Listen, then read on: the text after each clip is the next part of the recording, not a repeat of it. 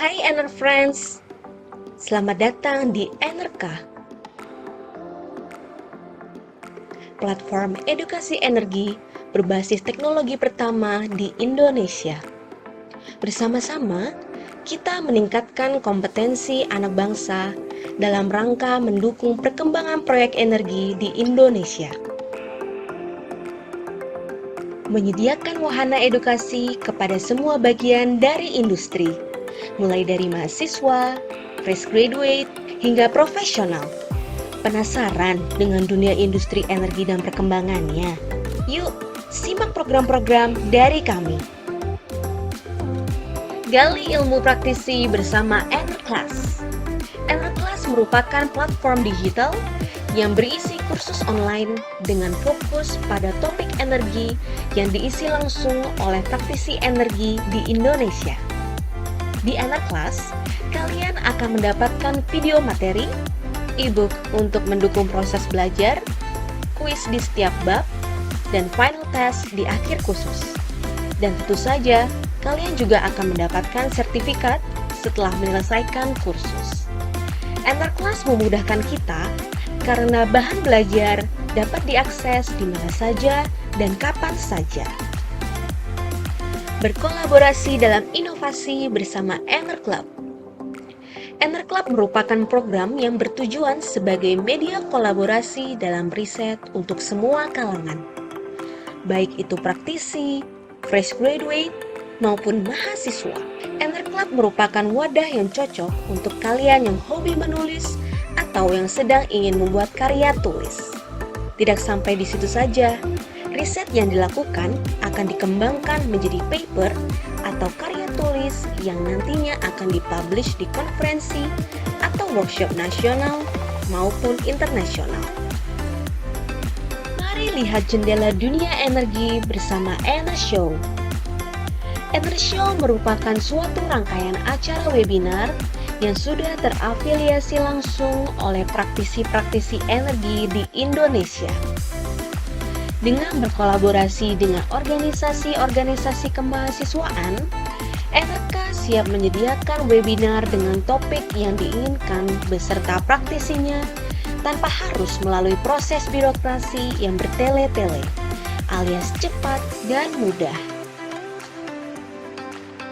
Belajar energi lebih dalam bersama Enerlight. Enerlight merupakan hands-on training yang diadakan oleh Enerka. Enerlight merupakan program training terjadwal di mana materi akan dibahas secara mendalam langsung oleh praktisi yang ahli di bidangnya. Fasilitas apa saja yang akan didapat? Berikut merupakan fasilitas yang bisa didapatkan dari mengikuti program training Enerlight. Mau tahu lebih lengkapnya? Yuk bergabung bersama kami. Stay tune terus di sosial media Enerka agar selalu mendapatkan update terkini terkait acara-acara di Enerka. Enerka, gali ilmu praktisi. Oke, kalau gitu saya mulai ya Nil ya. Ini kita lumayan dibilang ringan juga nggak ringan, dibilang berat nggak juga berat sih ya Nil ya. Cuman kalau ngomongin geothermal ini ya cukup tricky karena saya juga S1 perminyakan dan saya juga menemukan kegalauan dari teman-teman perminyakan baik UPN, ITB, Trisakti dengan transisi energi ini membingungkan pasti. Kita bertemu dengan era yang terutama teman-teman yang angkatan sekarang ya, pertama era transisi energi digabung dengan era pandemi di mana teman-teman kuliahnya online, nggak ketemu langsung, kuliah lapangan juga susah, kerja praktek juga susah, tugas akhir juga susah. Lalu kemudian bertemu dengan era internet. Nah, era internet ini yang mungkin kadang-kadang miss nih. Jadi zaman saya dulu dan zaman Bu Kris dulu, mungkin dia zaman belajar dulu, susah untuk kita cari paper lewat internet. Karena internet itu mahal. Nggak semua orang punya internet di rumahnya atau punya smartphone ya, teman-teman ya. Kita harus kalau nelfon itu ditekan teleponnya. Telepon ditekan gitu. Atau diputer. Kayak kartu. Betul, betul. Dan itu sulit sekali. Artinya kami kalau cari informasi harus ke perpustakaan. Dan belum tentu di perpustakaan itu rapih pendokumentasiannya. Jadi sangat sulit sekali, bisa mungkin satu harian hanya nyari referensi, belum tentu ketemu. Nah, sekarang teman-teman dihadapkan oleh era pandemi, era transisi plus era internet yang dimana informasi banjir itu bisa bagus, bisa juga jadi nggak bagus karena terlalu banyak informasinya. Tapi buat teman-teman yang tidak memanfaatkan internet, entah sosial media kayak LinkedIn, entah nggak browse ke website-website yang ada jurnalnya kayak mungkin One Petro, kalau geothermal, IGA, mungkin International Geothermal Database, sebenarnya teman-teman sedang tidak diakui oleh dunia, itu jeleknya. Saya ulangin lagi ya, kalau teman-teman tidak ada di internet, dalam rangka ini ya, kita ngomongin profesional dan dunia kerja ya, berarti teman-teman tidak diakui atau tidak dikenal oleh dunia gitu. Berarti dunia, teman-teman sama dunia lagi terpisah. Jadi teman-teman harus wajib eksis di internet. Itu aturan yang sekarang. Aturan zaman dulu nggak kayak gitu. Zaman dulu ya mungkin lebih banyak bergaul aja, ketemu sana, ketemu sini. Tapi zaman sekarang nggak, siapa yang nggak ada di internet pasti ini.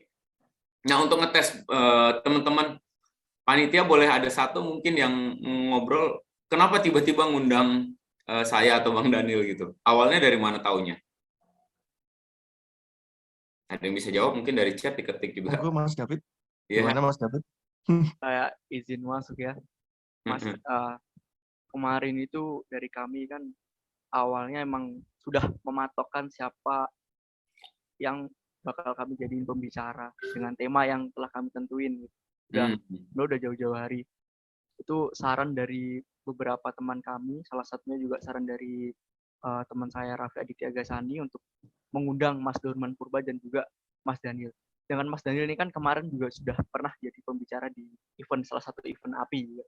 Jadi sekalian gitu. Mungkin karena itu kemarin, karena memang background dari Mas Dorman ini sesuai dengan apa yang kita cari, gitu. Yang kita inginkan di materi yang mau disampaikan ini. Gitu sih, Mas. Betul, thank you David. Nah, taunya background saya dari mana, David? Nah, itu tentunya dari LinkedIn sih, Mas. Nah, itu dia, dari internet sekali lagi kan. Kalau saya nggak eksis di internet, David percaya nggak? Ini siapa sih Bang Dorman nih? Macam betul aja. Artinya, David sekarang bisa lihat LinkedIn saya, dan di situ ada paper saya di situ. Ada nge-link juga mungkin ke YouTube. Kalau dicari di YouTube-nya Enerclass atau NRK, banyak banget kan, di situ ada banyak pembicara. Artinya, David ke YouTube Enerclass saja, bisa langsung nge-list tuh. Pembicara yang mana yang mau, dan dicek dulu kan, wah sesuai nggak nih?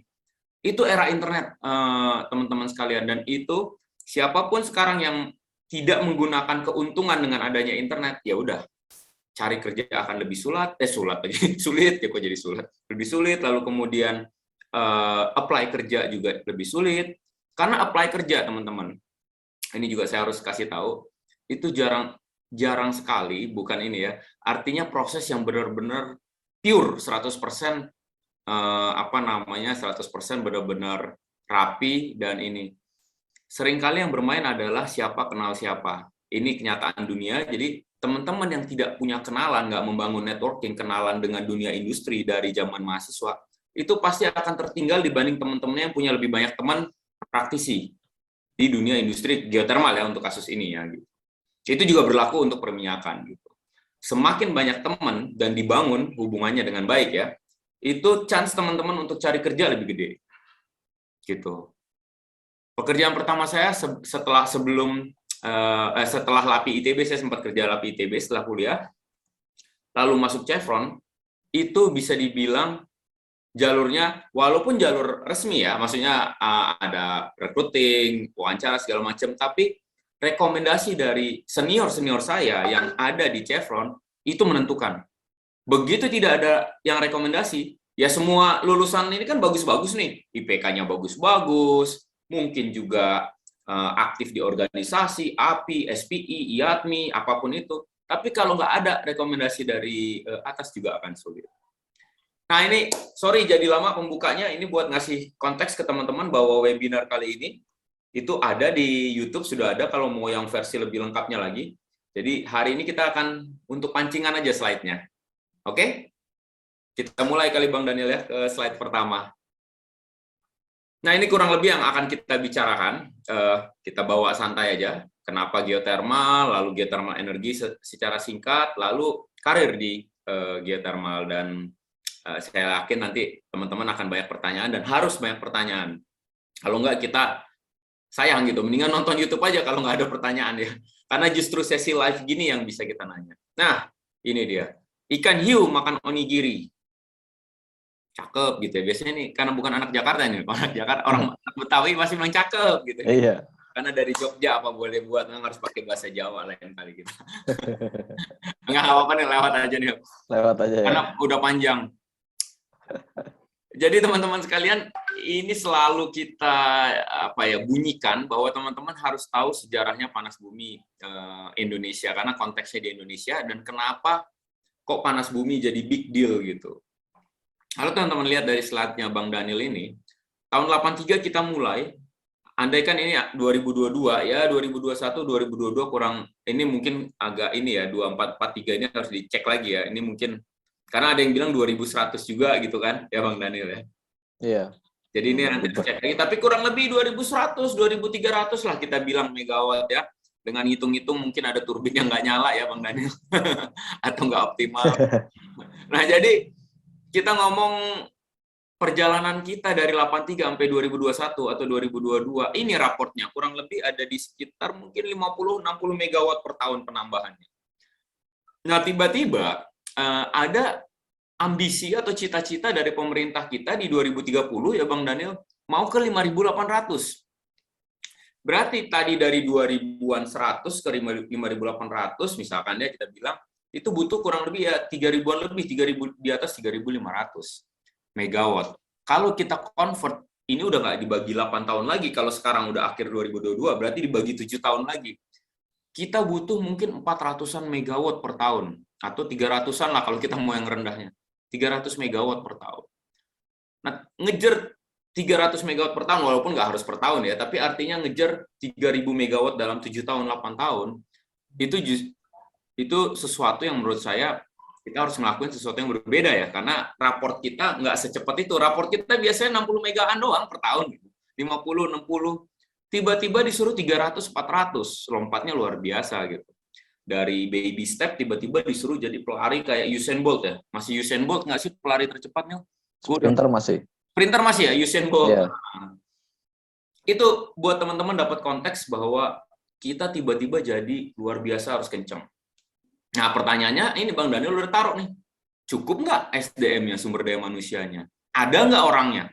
Orangnya banyak Bang, iya banyak, tapi orang yang kompeten ya, itulah ke box kedua.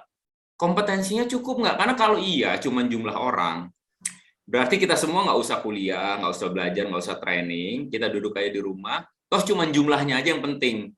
Isinya nggak penting kan? Oke, ini ada proyek geothermal, ayo siapa yang mau kerja gitu? Nggak bisa kayak gitu. Kita butuh orang yang memang kompeten, punya knowledge, punya skill, dan bisa mengulang skill itu dengan konsisten ya. Karena kalau skillnya cuma satu kali gitu ya, misalkan ada yang bilang ngebor 2 juta, 3 juta dolar tapi cuma sekali, atau ngebor single digit well 9 hari, 10 hari tapi cuma sekali, itu bukan skill. Itu namanya beruntung ya. Jadi skill itu adalah Anda bisa mendeliver satu pekerjaan secara konsisten berulang-ulang, berarti Anda sudah skillful, udah jadi master gitu. Nah, box yang ketiga mungkin Bang Daniel. Faktanya, jumlah training untuk eksplorasi panas bumi Indonesia masih sangat minim. Gimana orang mau tahu, mau skillful, mau ngerti kalau media belajarnya, media tanya jawab, media diskusinya nggak ada gitu. Dan IIGCE kemarin rasanya eksplorasi nggak tiba-tiba jadi ini ya Daniel ya. Nggak jadi sesuatu yang dibahas secara serius. Gimana menurut Bang Daniel? Kita coba dengar Bang Daniel dulu nih soal yang ini tapi dikaitkan dengan IIGCE Bang Daniel. Iya, kemarin sih nggak terlalu digembar-gemborkan ya. Kayak kalau kita ikut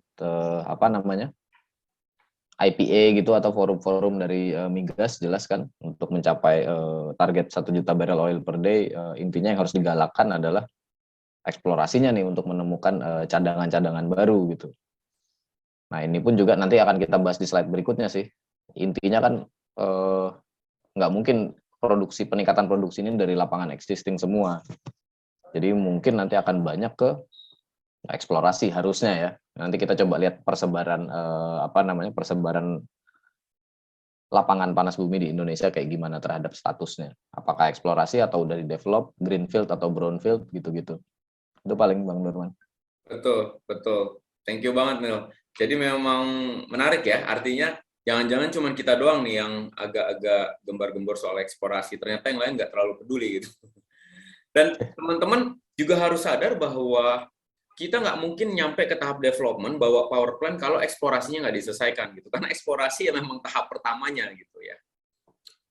Kita mungkin coba next slide dulu, teman-teman, dan kalau udah ada pertanyaan mungkin bisa kita ini juga ya.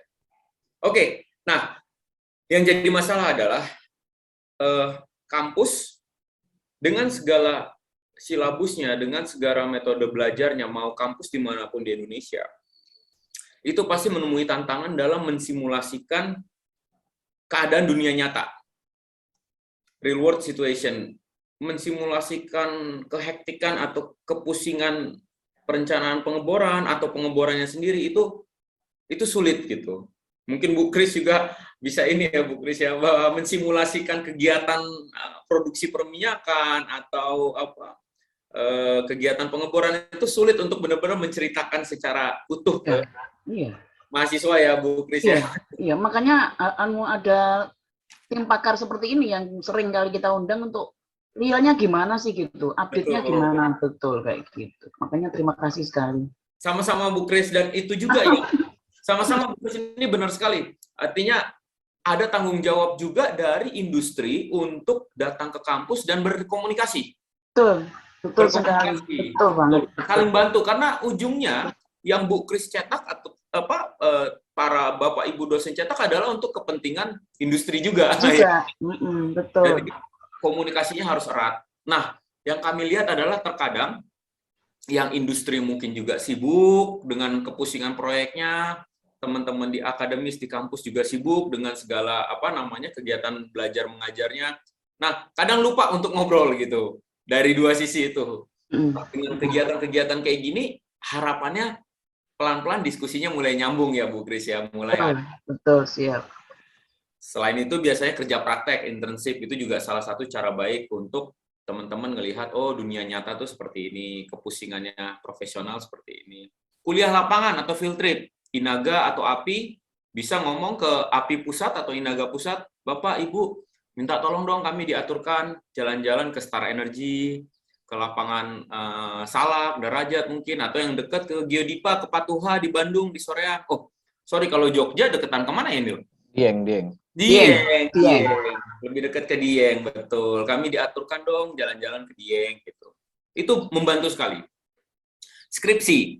Skripsi coba usahakan untuk bisa dikerjakan atau ada pengawas atau supervisor dari dunia industri. Cari mentor yang dari akademis ada, dari industri juga ada. Jadi ketemu. Lalu ya ini dia kuliah tamu oleh praktisi seperti yang kita lakukan. Ini bagus sekali menurut saya untuk bisa menutup gap-nya. Nah, yang tidak umum, ini dia. Yang tidak umum adalah menulis paper bareng praktisi. Jadi tidak umum ini bukan tidak bagus ya, tapi jarang dilakukan karena belum terbiasa. Menulis paper bareng praktisi, NRK mungkin salah satu yang pertama membuat program untuk bisa kolaborasi akademi dan praktisi melalui NR Club. Kalau teman-teman pernah dengar ya, mungkin bisa Nadia dikasih link website NR Club-nya. Udah ada 2 batch, dan batch ketiga sepertinya malah teman-teman UGM secara eksklusif minta dibikinkan untuk UGM. Jadi teman-teman Inaga atau API UPN juga bisa nanti. Jadi nulis bareng praktisi. Jadi bareng nih nulis tentang topik-topik yang lagi relevan terhadap dunia industri saat ini. Lalu geothermal case competition. Saya lihat sudah mulai ramai, sudah mulai banyak, tapi masih banyak juga yang malu-malu ikutan lomba. Kenapa? Nggak enaknya dengan ikutan lomba, harus belajar. Nah ini. Dan belajarnya masalahnya nanti yang menjuri itu dari praktisi, dan biasanya praktisi memang Bu Kris sama kejam-kejam juga Bu Kris. Jadi ada betul. Yang kena mental. Ini mungkin Bang Daniel nih salah satu juri yang galak juga nih kayaknya nih.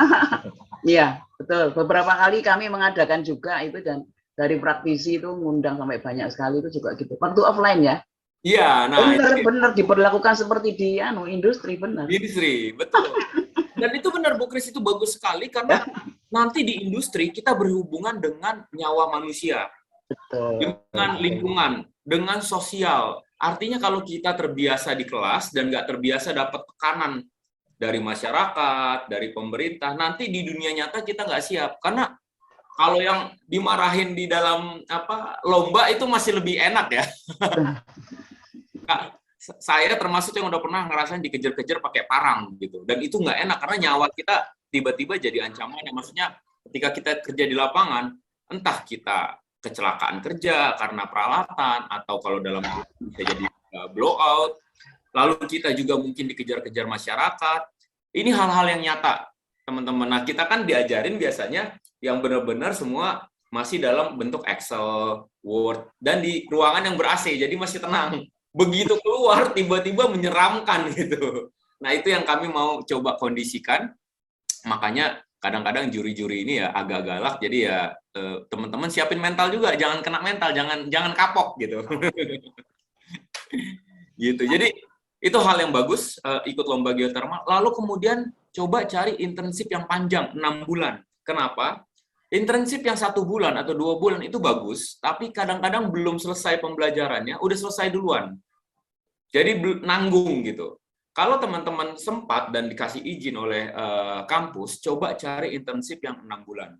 Itu akan dapat lebih kaya pengalaman. Mungkin lulusnya jadi agak kegeser dikit, tapi pengalamannya nyata 6 bulan karena gitu. Nah, yang keempat adalah webinar atau training oleh praktisi. Jadi Bapak Ibu atau teman-teman sekalian jangan men-skip kalau misalkan ada webinar training, usahakan kalau memang ada waktu coba ikut. Dan kalau misalkan ternyata trainingnya berbayar, coba tanya dulu ke panitia, jangan-jangan ada diskon atau ada scholarship, jadi bisa gratis gitu. Jadi teman-teman jangan kecil hati duluan kalau wah ada training tapi saya nggak punya duit nih. Ya coba dulu gitu, jangan langsung nyerah gitu. Coba tanya ke panitia ada nggak ya beasiswa atau ada nggak ya potongan harga, diskon gitu.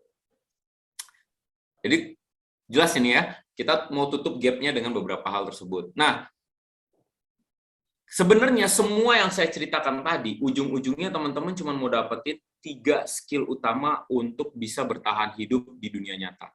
Skill yang pertama adalah skill membaca, yang kedua skill menulis, yang ketiga skill presentasi.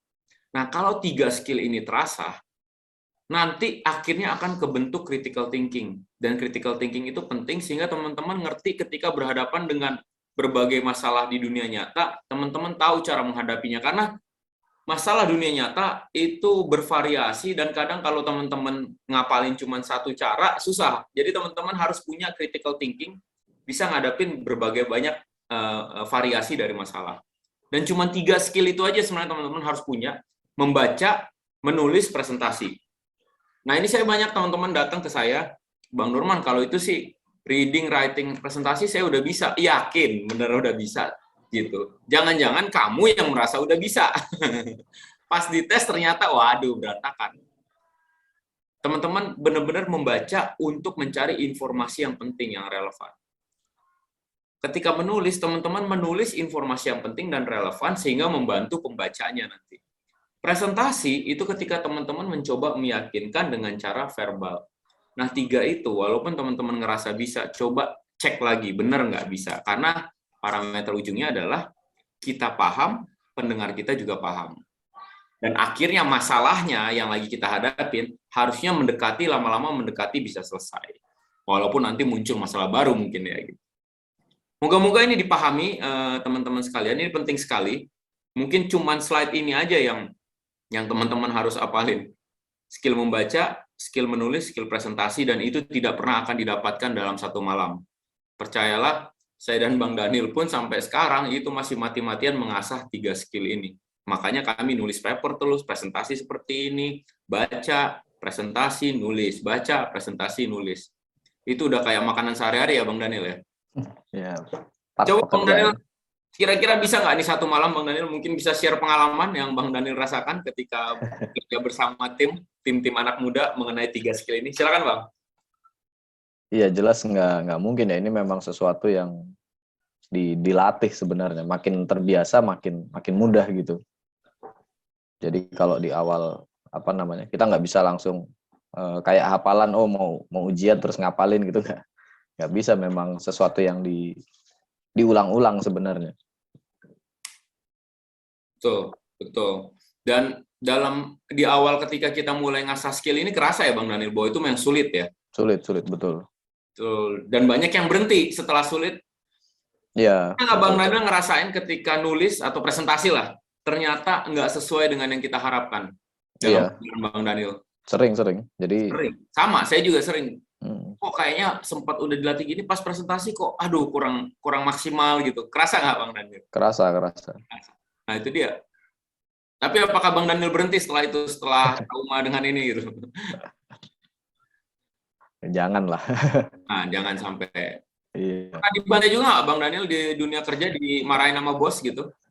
Wah, itu hari-hari dulu sampai dinasehatin. Nasihat pertama yang saya dapat di dunia kerja adalah sebagian gaji kamu itu dimarahin, kata. Nah, itu dia. Jadi buat teman-teman yang jarang dimarahin atau suka tersinggung kalau dimarahin, dikritik, mulailah bertobat teman-teman. Karena di dunia kerjanya kita akan diteriakin, dimarahin, dikejar-kejar deadline gitu. Dimaki-maki mungkin. Dimaki-maki. Udah bener pun masih dimaki-maki ya Bang Daniel? Iya. Jadi kalau teman-teman bisa mulai hari ini belajar membangun mental bahwa apapun yang kita lakukan pasti ada celahnya untuk disalah-salahin. Jadi nggak usah khawatir, yang penting terbaik aja yang kita bisa kasih. Lalu ya udah, presentasikan, tuliskan, dan pastikan itu dari referensi yang valid ya, yang solid, yang bisa dijustifikasi, bukan asal ngomong aja gitu. Ini kayaknya slide terakhir saya Bang Daniel ya. Betul Bang Darman. Kalau gitu saya boleh Bang Daniel pancing dulu mungkin dua pertanyaan mungkin Mas David atau Mbak Florencia, siapapun mungkin bisa pancing teman-teman untuk bertanya dulu sebelum masuk ke sesi Bang Daniel.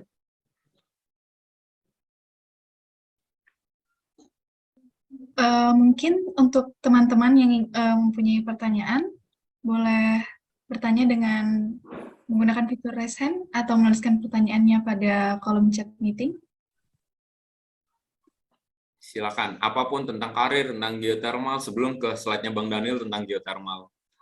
Mungkin satu pertanyaan aja kali ya, kalau dua terlalu lama gitu. Kalau enggak, kita nggak akan ke slide Bang Daniel, karena kalau kalian belum nanya, berarti belum ada critical thinking-nya, seolah-olah yang saya bilang tadi benar semua. Ya, Nil ya? Iya. Nah, ini mau ngasih lihat aja nih, kartu nama dari acara kemarin. Oh iya bener banyak ya, belum direkap nih, aduh. Betul. Oh ini Raffi ya nih, mau nanya kayaknya nih.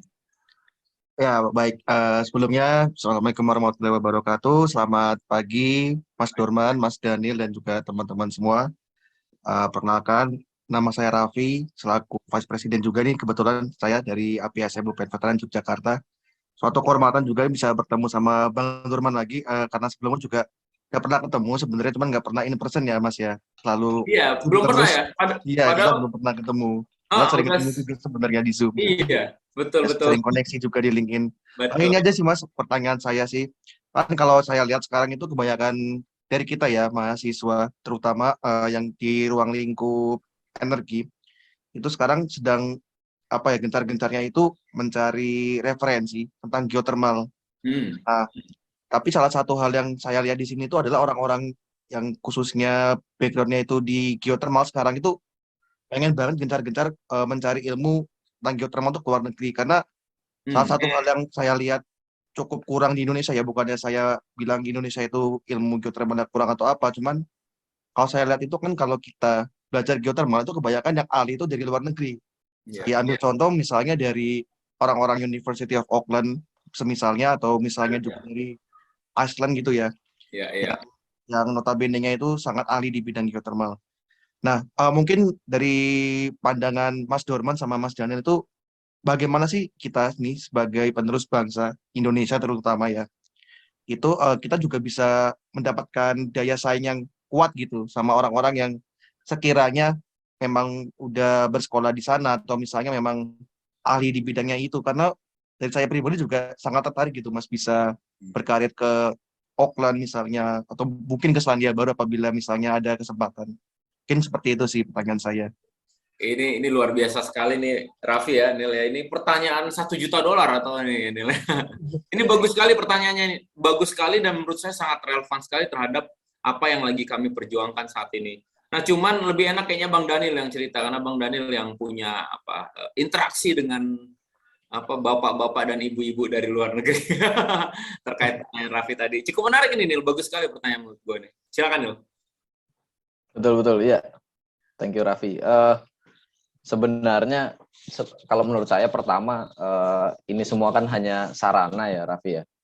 Maksudnya kalau saya bisa menjawab secara diplomatis, ini semua hanya sarana kan, mau kampusnya seperti apa, mau apa namanya, experience-nya kayak gimana, kampus lah terutama mungkin hanya sarana kan. Apakah dengan kalau dari luar negeri itu pasti akan selalu lebih bagus? Ya debatable lah, kita bisa saling adu argumen soal itu. Cuma intinya mungkin kalau bisa balik lagi, kembali ke sini lagi kan, critical thinking dan lain-lain. Nah memang kalau saya boleh berbagi dulu, waktu itu saya sama Bang Dorman juga di Auckland, kebetulan memang tugas-tugasnya memancing untuk critical thinking ini, critical apa namanya, ya critical thinking. Jadi nggak ada tugas yang practically hafalan gitu ya, Bang Dorman ya, benar-benar kita disuruh menulis, presentasi, dihajar gitu aja terus. Bahkan sebelum persiapan di awal, sebelum mulai kuliahnya kita ada pembekalan dulu cuma buat academic writing, academic reading, kayak gitu. Jadi sebenarnya kebetulan aja di tempat yang saya pernah, saya nggak bisa ngomong untuk kampus lain ya, kebetulan saya cuma pernah ngerasain di Auckland Uni, memang di encourage untuk diskusi aktif critical thinking dan dengan tenaga pengajarnya, dengan dosen yang kebetulan dosennya juga banyak dari industri ya, dari Jacobs kebanyakan. Betul. Waktu itu sama Bang Dorman memang kita dipancing untuk tanya jawab, dan kalau ada kebingungan selalu harus ngobrol. Nah, tapi balik lagi sebenarnya yang penting kesadarannya dulu sih, Raffi, kalau menurut saya. Jadi maksudnya kesadaran bahwa kita coba mengasah critical thinking dan lain-lain, nanti sisanya ya adalah sarananya aja, apa yang mau kita pakai. Jadi kalau ditanya gimana supaya tetap bersaing, ya tempat belajar bisa jadi banyak gitu loh. Dan kan nggak menutup kemungkinan juga kita bisa mengusahakan mau belajar ke tempat yang kita inginkan dan lain-lain gitu sih. Itu mungkin kalau dari saya, Bang Dorman. Betul. Semoga bisa menjawab nih ke Mas Raffi. Betul, Bang Daniel, itu bagus banget itu, Raffi, jawaban dari Bang Daniel. Karena memang tempat belajar jelas itu media, tapi kalau orangnya mau tempat belajar bagus ya Bang Daniel, mau dikirim ke Auckland pun, kita lihat ya, ada contoh-contohnya ya, yang sebenarnya dapat kesempatan belajar di Auckland, tapi ternyata performanya tetap poor, tetap jelek, Raffi. Kenapa? Dari awal dia datang memang tidak ada niat belajar. Artinya dia datang kebetulan aja diterima, dan kemudian ya ternyata dia nggak serius belajarnya, malah sibuk dengan yang lain, ya hilang juga gitu. Jadi critical thinking-nya nggak main. Nah, dengan Raffi nanya aja, saya udah bisa lihat bahwa Raffi udah punya tingkat critical thinking yang mungkin lebih kritis dibanding teman-teman yang lain. Karena Raffi sudah mempertanyakan, saya mau maju, saya mau bersaing dengan para geothermal expert seluruh dunia, nggak cuma Indonesia. Gimana caranya? Itu kan pertanyaan Raffi kan? Ya, I want to be the best gitu. I want to, kalau people nyari geothermal expert, they will say my name, Raffi Aditya Ghasani. Nah, gitu kan yang Raffi inginkan kan? Ya, betul, Mas. Hal seperti itu adalah critical thinking. Karena Raffi sudah bertanya, otak Raffi bertanya, akan ada jawabannya keluar. Salah satu jawabannya Bang Daniel tadi. Raffi udah jelas bisa mengakses paper. IGA database, kalau nanti ada yang bisa taruh linknya, mungkin IGA database itu gratis papernya. Itu di situ tulisan dari seluruh dunia ada di situ. Lalu kemudian Raffi bisa datang yang kayak gini. Kalau ternyata orangnya Raffi nggak bisa ngobrol langsung, undang aja acara kayak gini. Pas di acara kayak gini langsung ditanya, ya nggak? Kita udah sering kontekan sosial media kan, Raffi kan, saya nge-like lumayan. Raffi atau kebalik LinkedIn. Baru sekarang kita ini. Raffi terkonek sekarang sama saya. Artinya, lalu ya sekarang untungnya ada NRK juga. NRK mencoba menjembatani kan, ada acara-acara, kegiatan-kegiatan yang menjembatani antara industri dan ini. Semakin banyak Raffi terkoneksi dan berinteraksi dengan geothermal expert maupun di Indonesia atau di luar negeri, makin gampang Raffi untuk tahu celahnya di mana. Karena itu saya nggak bisa ceritakan dengan detail di sini. Tapi ada celah-celah yang sebenarnya diketahui oleh para geothermal expert sehingga ya mereka jadi expert. Mereka melihat hal-hal yang nggak dilihat sama orang lain gitu. Dan mereka menggunakan hal-hal itu untuk akhirnya bisa maju, karena itu jadi skill set-nya mereka, jadi keunikan mereka gitu.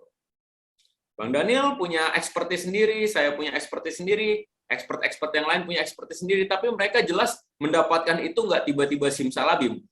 Pertama, banyak interaksi dengan yang lain, kedua memang terlibat project. Jadi dia ngelihat di sini, oh gini ternyata jebakan Batman-nya gitu kan. Setelah perjalanan waktu, ternyata ini dia selama ini. Nah, Raffi dengan kayak gini, sekarang Raffi tinggal cari tahu, oke, saya mau ngubungin, karena Raffi pasti punya ini kan, minat kemana kan. Raffi lagi minatnya ke area mana kalau di geothermal sekarang? Produksi kah, drilling kah, reservoir atau apa? Kalau saya drilling sih, Mas. Waduh, drilling. Pas banget dong kalau kita sama Bang Daniel. Itu sama Bang Dorman. Ya, nah kalau sekarang Raffi udah drill, berarti Raffi sekarang mulai memperbanyak koneksi dengan orang-orang drilling baik Indonesia maupun luar negeri. Itu caranya. Nanti mau belajar ke Auckland segala macam, itu bagian dari prosesnya ketika Raffi mencari jawaban, ternyata, oh, dapat nih lebih baik ke Auckland, atau oh, lebih baik ke Iceland, atau mungkin lebih baik ke Amerika, ke Stanford. Biarkan itu terjadi bukan karena Raffi mau ke Auckland, mau ke Iceland, mau ke Amerikanya, tapi terjadi karena Raffi lagi mencari jawaban geothermalnya. Lalu kebayang, oh oke, berarti gua untuk lebih dalam, gua mau ke Auckland aja, lebih nyambung nih kayaknya. Gitu. Kebayang nggak? Menjawab nggak Raffi kira-kira? Sangat menjawab sekali pertanyaannya Mas Dorman sama Mas Daniel. Terima kasih atas insight baru buat saya, karena ini memang salah satu hal yang cukup melekat banget ya sama saya selama, alhamdulillah udah 5 semester sampai sekarang nih. Jadi masih melekat juga nih, mumpung masih ada kurang lebih setahun 2 tahun lagi lah, insya Allah Loh, lulus tepat waktu. lebih dari cukup Raffi. Ya, Setahun Pak. 2 tahun itu Raffi benar-benar bisa accelerate banget dari pengembangan diri. Networking dan ilmunya. Dengan Raffi bertanya sekarang, berarti itu udah jadi kegalauan Raffi kan? Dan itu bagus. Iya. Itu bagus. Kalau Raffi tidur tenang, itu nggak bagus. Tapi kalau Raffi tidurnya nggak tenang, ini kenapa saya ini hari ini kok kayak nggak ngapa-ngapain, nggak ada produktif, nggak belajar, nggak kenal orang. Jangan tidur. Karena kan di dunia lain lagi siang ya, Nil. Kalau dia tidur di Indonesia kan sebenarnya jam 12 siang di Amerika. Dia bisa kontak Roland Horne kan, ya nggak? Bisa kontak ahli-ahli yang lain gitu. Mantap, Raffi. Thank you banget. Mungkin Terima kasih banyak Mas Dorman, Mas Daniel. Thank you. Saya serahkan lagi Florencia ke Bang Daniel, mungkin karena kelamaan saya Bang Daniel marah-marah nanti sama saya. Selalu makan waktu, padahal slide-nya dikit tapi lama. Baik. Saya lanjut ya, Mbak Florence ya. Iya, silakan Mas.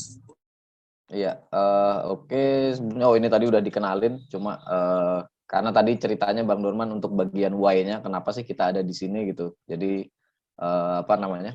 Ini kita coba ini materi yang agak seriusnya, walaupun tadi yang paling serius dan paling penting sebenarnya yang tadi dibahas oleh Bang Dorman ya. Ini sebenarnya materi yang teman-teman apalagi dari Inaga harusnya udah tahu. Jadi sekilas mengenai energi panas bumi. Harapannya sih ini jelas tentu udah familiar, walaupun kalau Inaga Inaga ya sama ya ini ya sebenarnya ya. Inaga UPN, API UPN lah. API UPN ini kebanyakan dari jurusan perminyakan ya. Bisa saya dikoreksi Mbak Florence? Iya, dari teknik perminyakan Mas. Oke, iya. Jadi mungkin sekilas mengenai mengenai berbagai sumber energi, karena yang tadi sempat dibahas juga kan, dengan topiknya juga saya dikasih oleh panitia tornya apa aja, jadi role geothermal dan bagaimana mahasiswa dari perminyakan bisa kontribusi terutama dengan terkait isu-isu transisi energi saat ini. Ini cuma untuk merimain kembali aja, ada berbagai jenis sumber energi di dunia.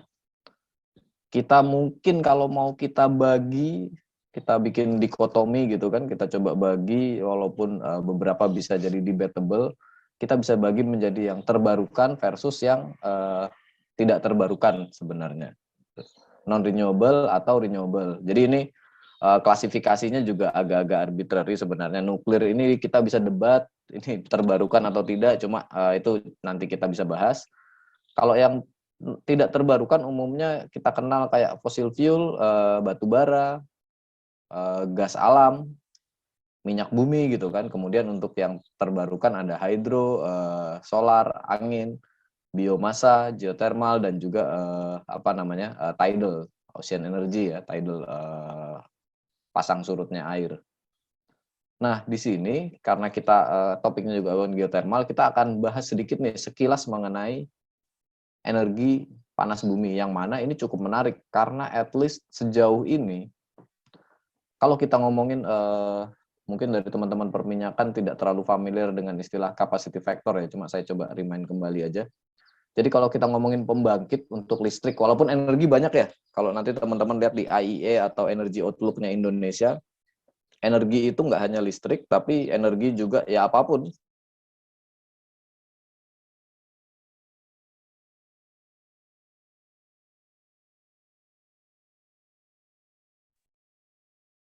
Nil, keputus ya? Ini saya yang keputus atau? Dia bilang, halo, putus Oh, ya? sorry. Apa saya yang keputus kali? Saya keputus kayaknya. Tadi sempat keputus, Mas, sebentar. Oke. Saya ya? Saya yang keputus ya, Mbak Flora? Diulang dari awal lagi berarti, Nil? Oh, oke, dari... Bercanda. Oke, saya tadi coba tethering, takut insecure, ternyata malah putus. Oke, sampai kemana tadi ya putusnya ya? Oke, ini aja mungkin ya. Kalau energi secara umum, misalnya kita ngomongin tidak hanya untuk listrik, misalnya kayak kalau kita ngomong konsumsi minyak di Indonesia itu 1, sekian juta barel per day, itu sebenarnya mostly untuk transportasi, untuk listriknya hanya sedikit aja gitu. Sementara untuk batu bara misalnya dari beberapa ton yang dipakai, kebanyakan untuk listrik dan industri misalnya. Nah, ini kita ngomongin, kalau kita ngomongin energi secara keseluruhan. Tapi kalau dalam konteks untuk pembangkitan listrik, role geothermal ini cukup unik nih di di bauran energi Indonesia. Kenapa? Karena dibandingkan dengan energi terbarukan lain, geothermal ini bisa kita bilang dia bisa sepanjang waktu 24/7 gitu. Mungkin capacity factor-nya bisa jadi 80 sampai 95% lah. Jadi artinya apa? Artinya dalam setahun 365 hari dia bisa operate 80% dari 365 hari atau 95% dari setahun full itu. Salah satu pembangkit yang memiliki reliability capacity factor yang cukup tinggi, terutama apalagi kalau kita bandingkan terhadap energi terbarukan yang lain seperti angin dan juga solar. Pun begitu dengan hydro, PLTA ini kayaknya kan PLTA ada terus. Nah, yang jadi masalah ternyata kalau kita ngomongin PLTA, kalau di negara 4 musim, di negara-negara dengan iklim subtropis masalahnya adalah winter. Jadi waktu winter itu airnya beku dan gletsernya beku, nggak mencair. Reservoir waduknya itu berkurang volumenya, akhirnya produksi turun. Kalau di Indonesia pada saat kemarau, jadi mungkin hydro ini di 60-70% capacity factornya. Nah, sementara geothermal cukup bisa round the clock generation. Artinya apa? Dalam skema transisi energi, mungkin ini yang bisa menggantikan atau mereplace pembangkit listrik saat ini yang kita masih rely banget terhadap coal. Jadi kalau misalnya mau dikurangi perlahan-lahan, geothermal ini yang memiliki posisi yang secara capacity factor dia bisa menjadi base load, bisa menopang base load-nya karena sifat produksinya yang bisa around the clock, bisa 24/7 lah kasarnya kayak gitu. Gambaran sedikit, terus untuk konteksnya ya, kenapa geothermal ini kita bahas terutama di Indonesia dalam dalam konteks transisi energi. Nah, kemudian kalau komponen panas bumi, saya mungkin singkat aja ya, harusnya kalau teman-teman dari API udah sering dikasih materinya juga. Jadi untuk komponen panas bumi ya standar kita punya heat source-nya jelas sesuai namanya kan geothermal, kemudian ada reservoir permeable di mana fluidanya ini akan ada di reservoir ini. Fluida yang menerima panas dan akhirnya nanti kita bisa ekstrak. Kemudian ada batuan tudung atau apa istilahnya? Caprock, clay cap ya kalau di geothermal ya sebenarnya ya. Jadi kalau dibayangkan nggak ada tudungnya ya ini airnya jangan-jangan bisa keluar gitu, bisa bocor. Nah, itu yang terjadi kalau jadi manifestasi kayak apa ini namanya? Mata air panas atau steam fan. Lalu Ini yang bisa menjadi argumen dari teman-teman di geothermal bahwa bilang geothermal ini renewable. Kenapa? Karena kalau panasnya ya mungkin selama bumi ini masih ada, harusnya di umur kita atau mungkin umur anak cucu kita panasnya nggak mungkin hilang dalam sekejap ya. Tapi yang bisa habis kan sebenarnya adalah airnya kalau kita ngomongin sistem hidrotermal yang konvensional. Nah, disebut renewable karena ada mekanisme recharge. Walaupun nanti ini kompleks lagi nih sebenarnya pembahasannya. Bisa jadi kita produksi lebih cepat dari recharge yang natural sehingga kita butuh nanti reinjeksi lagi. Cuma secara overall kayak gini konsepnya untuk komponen panas bumi. Kemudian kita coba bahas lagi mengenai penggunaannya. Tadi udah dapat secara sistemnya. Sekarang kita coba lihat buat apa sih energi panas bumi ini. Ini juga mungkin singkat aja ini. Jadi jelas yang membedakan dengan ini, saya coba slide-nya saya langsung agak banyak. Nah, ini yang cukup penting karena kita ngomongin dari teman-teman perminyakan. Jadi energinya yang kita ambil apa sih? Airnya atau apa kira-kira? Mungkin dari teman-teman ada yang mau coba ini enggak?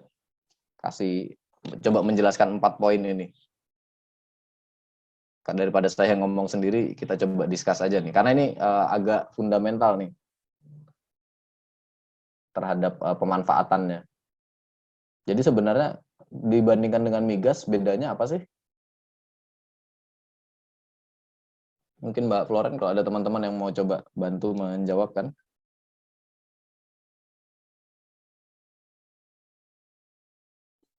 Mungkin teman-teman yang ingin memberikan pendapatnya, boleh.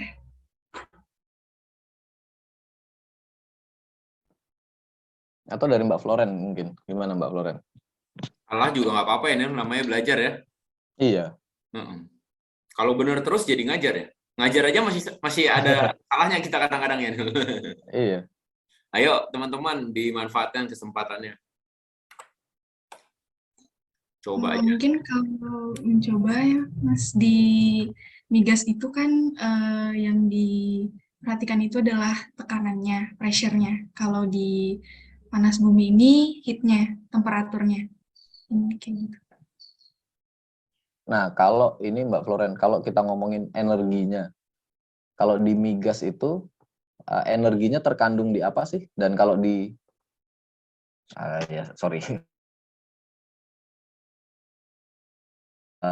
ya benar sih pertanyaannya. Kalau di migas itu energinya terkandung di apa? Kemudian kalau di geothermal sendiri kayak gimana sebenarnya mekanisme kita mengekstrak energinya sama atau enggak ya kira-kira? Izin mencoba menjawab, Mas.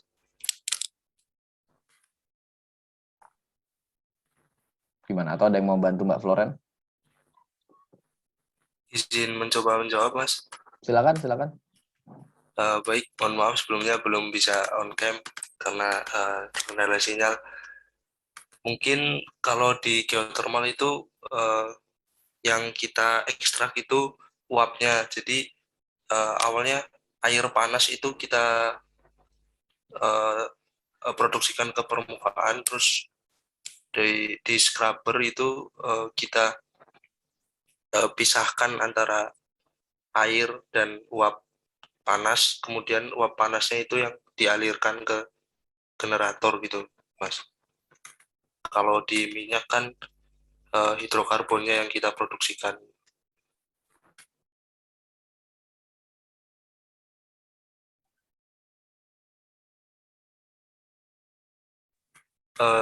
Terdengar nggak ya Mas tadi? Iya, tadi sorry sempat agak keputus. Cuma kalau saya dengar tadi yang saya masih bisa tangkap dari ini suaranya kedengaran nggak ya? Sorry, tadi sempat kayak ada ini di saya agak keputus, takut ini nih.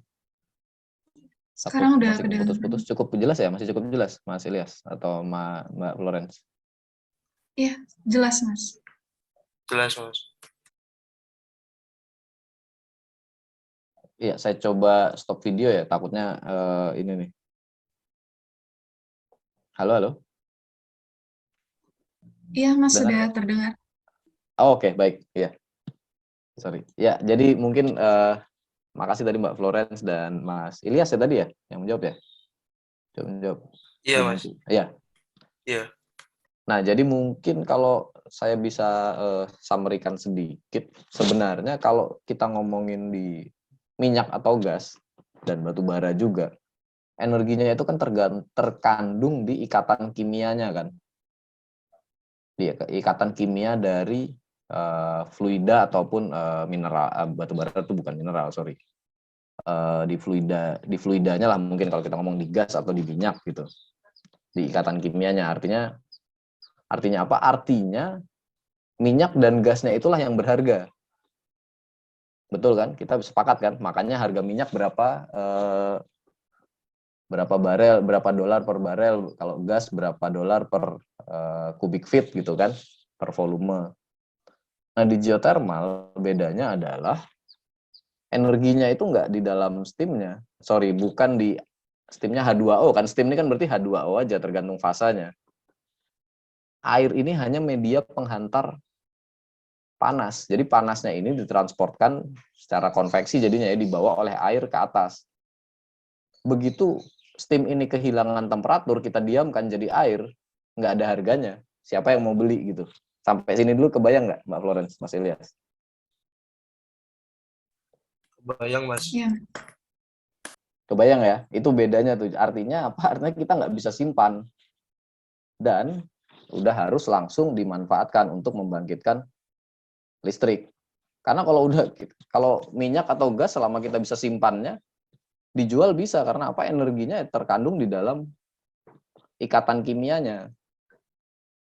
Nah, artinya yaitu tadi bedanya adalah di pemanfaatannya kita sepaket nih. INP-nya nih, exploration dan produksinya, produksi steamnya harus dibarengi dengan langsung ke pembangkitnya. Artinya kalau dibilang upstream, downstream, di proyek panas bumi itu harus langsung upstream dan downstream gitu loh. Nggak bisa kita cuma jual minyak, jual steamnya doang kalau belum ada ininya. Sementara kalau di oil and gas mungkin kita bisa kasarnya hanya upstream aja, nanti downstreamnya entah di mana lah kita jual kemana gitu. Tidak begitu halnya dengan di geothermal. Ini yang sedikit berbeda nih, konsep energinya tersimpan di mana, kemudian pemanfaatannya seperti apa. Jadi ini harus langsung di-convert menjadi listrik. Cukup clear ya, berarti ini konsep yang cukup penting karena nanti berkaitan dengan beberapa tantangan-tantangan lain, yaitu kita nggak cukup cuma ngebor-ngebor aja, kita harus punya ininya nih, pembangkitnya. Dan mungkin di situ juga harus di sekitar situ karena kita nggak bisa simpan steamnya, begitu dingin udah nggak ada harganya lagi. Tapi yang serupa adalah ya memang kita ada di bawah tanah dan butuh ngebor untuk mengekstrak fluida tersebut. Sampai sini gimana kira-kira Mas Ilyas, Mbak Florence? Cukup kebayang ya? Ya, Mas. Bedanya ya? Cukup kebayang, Mas. Siap. Saya coba lanjut yang tadi udah kita bahas sedikit. Paling kalau kita ngomong kayaknya tadi kayak rainbows and sunshine ya, geothermal kayak terbaik nih. Ini adalah solusi silver bullet untuk energi hijau di Indonesia ataupun di dunia. Pertanyaannya adalah kalau memang sebagus itu, kenapa kok nggak masif geothermal? Nah, ternyata memang ada beberapa tantangan-tantangan. Jadi ini saya rasa harus fair ya kalau kita membahas sesuatu itu yang bagus-bagusnya diceritakan, keunggulannya, beberapa tantangannya juga harus diceritakan. Jadi contohnya pertama adalah nih, high uncertainty. Jadi kita udah lihat tadi bahwa sumber energinya atau fluidanya ada di bawah tanah, artinya dibandingkan dengan solar atau wind yang kita bisa amati dan kita bikin forecast-nya pakai model cukup mudah, di geothermal karena mirip profilnya dengan di migas, kita harus eksplorasi. Artinya akan ada risiko eksplorasi tadi sebenarnya. Risiko belum tentu kita ngebor akan ketemu gitu loh. Kebayang ya di situ ya. Jadi ketidakpastian eksplorasi ini yang menjadi tantangan. Berkaitan juga ketidakpastian eksplorasi tadi dengan investment ini nih. Kenapa? Balik lagi yang tadi kita bahas di sini. Untuk supaya bisa komersil ini harus sepaket dengan pembangkitnya. Kita nggak bisa cuma ngebor, produksi, nanti pikirin lah yang mau beli uapnya siapa, nggak bisa. Kita udah harus bikin ininya nih sekalian nih untuk bisa start making money. Artinya apa? Artinya bahkan pada saat eksplorasi, mungkin total biaya pengeboran itu kalau di proyek geothermal katakanlah bisa 20-30% dari keseluruhan total project. Dan itu harus di-spend duluan sebelum kita bisa making money. Nah, ini ngelihat jadi investment yang tinggi di awal nih. Jadi di awal sebelum kita bisa making money, kita udah harus ngebor dulu, biayanya tinggi. Nah, itulah yang membuat salah satu tantangan yang cukup unik di geothermal. Semoga cukup bayang. Kemudian ya ada beberapa ada beberapa tantangan lain kayak penolakan masyarakat, kemudian ekspert-ekspert yang mungkin bisa kita bilang terbatas karena sebelumnya berkaitan dengan sejarah pengembangan panas bumi di Indonesia yang agak sempat hilang di beberapa periode, kemudian sekarang mulai naik lagi. Lalu karena di Indonesia ini kita udah tahu ya, mungkin kalau teman-teman yang pernah ke Dieng, jalannya mungkin cukup menanjak, curam gitu kan. Kalau kita mau ngebor, mau bikin power plant dan lain-lain, kita harus bikin datar, itu semua aksesnya susah dan lain-lain. Infrastrukturnya belum tentu bagus, belum tentu cukup untuk kita mobilisasi drilling rig dan segala peralatan-peralatan untuk pembangunan power plant. Lalu ada masalah lagi karena ini legacy yang dulu, mudah-mudahan dengan UU Cipta Kerja yang sekarang, koordinasi antar kementerian, antar instansi udah cukup baik, tapi kalau dulu WKP-nya udah ditetapkan oleh Kementerian SDM, begitu mau dieksekut, ternyata sebagian besar prospeknya ada di area Taman Nasional. Artinya apa? Kalau hutan lindung dan lain-lain kita masih bisa nego kalau saya nggak salah, tapi begitu Taman Nasional udah nggak bisa diapa-apain. Jadi kayak lah ini WKP-nya ngapain dibikin kalau memang nggak bisa dieksploit gitu. Dulu sih ini yang koordinasi antar instansi, antar kementerian dulu masih sering kita kadang jumpai gitu, ada WKP yang ternyata terletak di Taman Nasional. Tapi kayaknya sekarang dengan Cipta Kerja UCK katanya sih udah mulai diselaraskan. Saya belum lihat kayak gimana, cuma terakhir ngobrol-ngobrol dengan teman-teman dari EBTKE, dengan saya lihat presentasi dari Pak Haris juga, harusnya UUCK udah mencoba untuk menyelaraskan koordinasi ini. Tapi ya tetap aja kadang kita masih dealing dengan isu pembebasan lahan. Kayak teman-teman kalau yang dari UPN sering ke Dieng kan, lihat tuh nanti ada petani kentang, ada daerah-daerah wisata juga gitu loh. Jadi jangan-jangan mereka kan sudah ada di situ duluan tuh, begitu kita mau ekspansi dan lain-lain, kita harus akuisisi lahan dan harus beli tanah harus merelokasi mereka. Nah, ini mungkin bisa menjadi isu juga di beberapa tempat di lapangan geothermal di Indonesia. Ini kira-kira sekilas tantangannya. Kemudian sampai sini dulu nih, ada pertanyaan nggak teman-teman? Mana Mbak Florence? So far nih overview singkat aja sih, karena saya baca tornya cuma overview singkat geothermal dan prospek serta motivasi. Aduh, sulit. Untung ada Bang Dorman tadi kan, bisa memberikan motivasi buat teman-teman nih.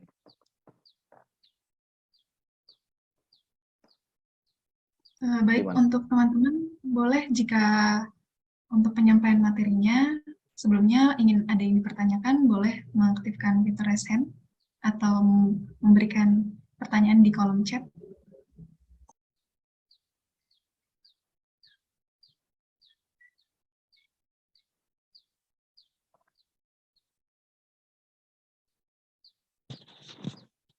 Belum ada?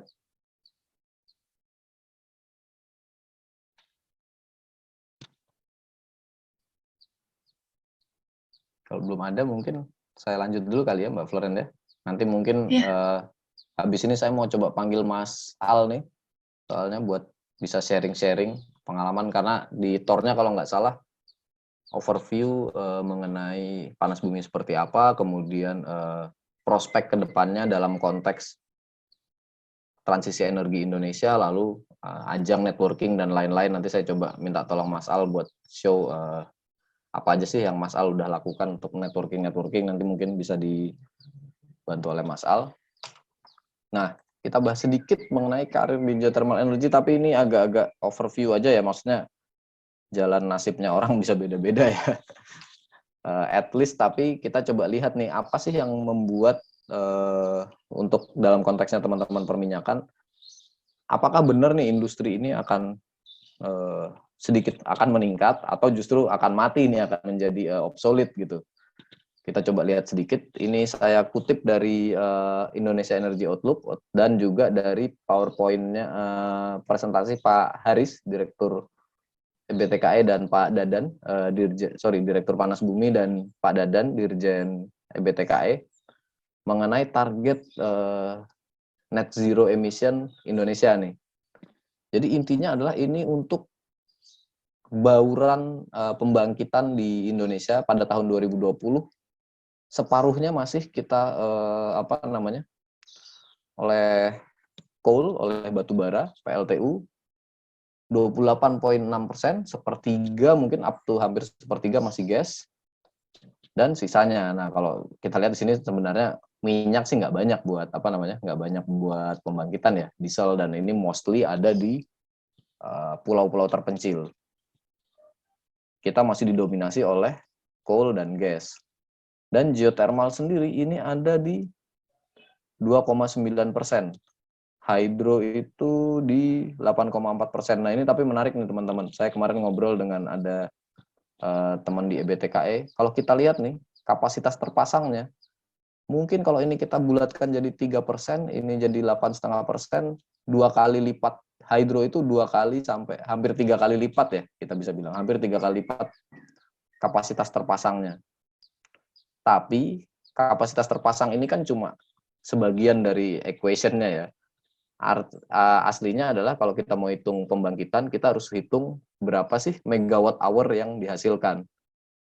Nah, ternyata megawatt hour yang dihasilkan oleh geothermal versus hydro itu bisa jadi sampai hampir 50-50. Mungkin masih sedikit lebih besar hydro, tapi nggak sampai, bahkan sampai 60-40 mungkin kayaknya nggak sampai, saya harus cek lagi, tapi hampir setara. Padahal kapasitas yang terpasang hydro ini jauh lebih besar, hampir 3 kalinya geothermal. Nah, ini menunjukkan bahwa karena geothermal ini relatif lebih reliable terhadap hydro. Nanti saya coba carikan datanya, mungkin di Indonesia Energy Outlook.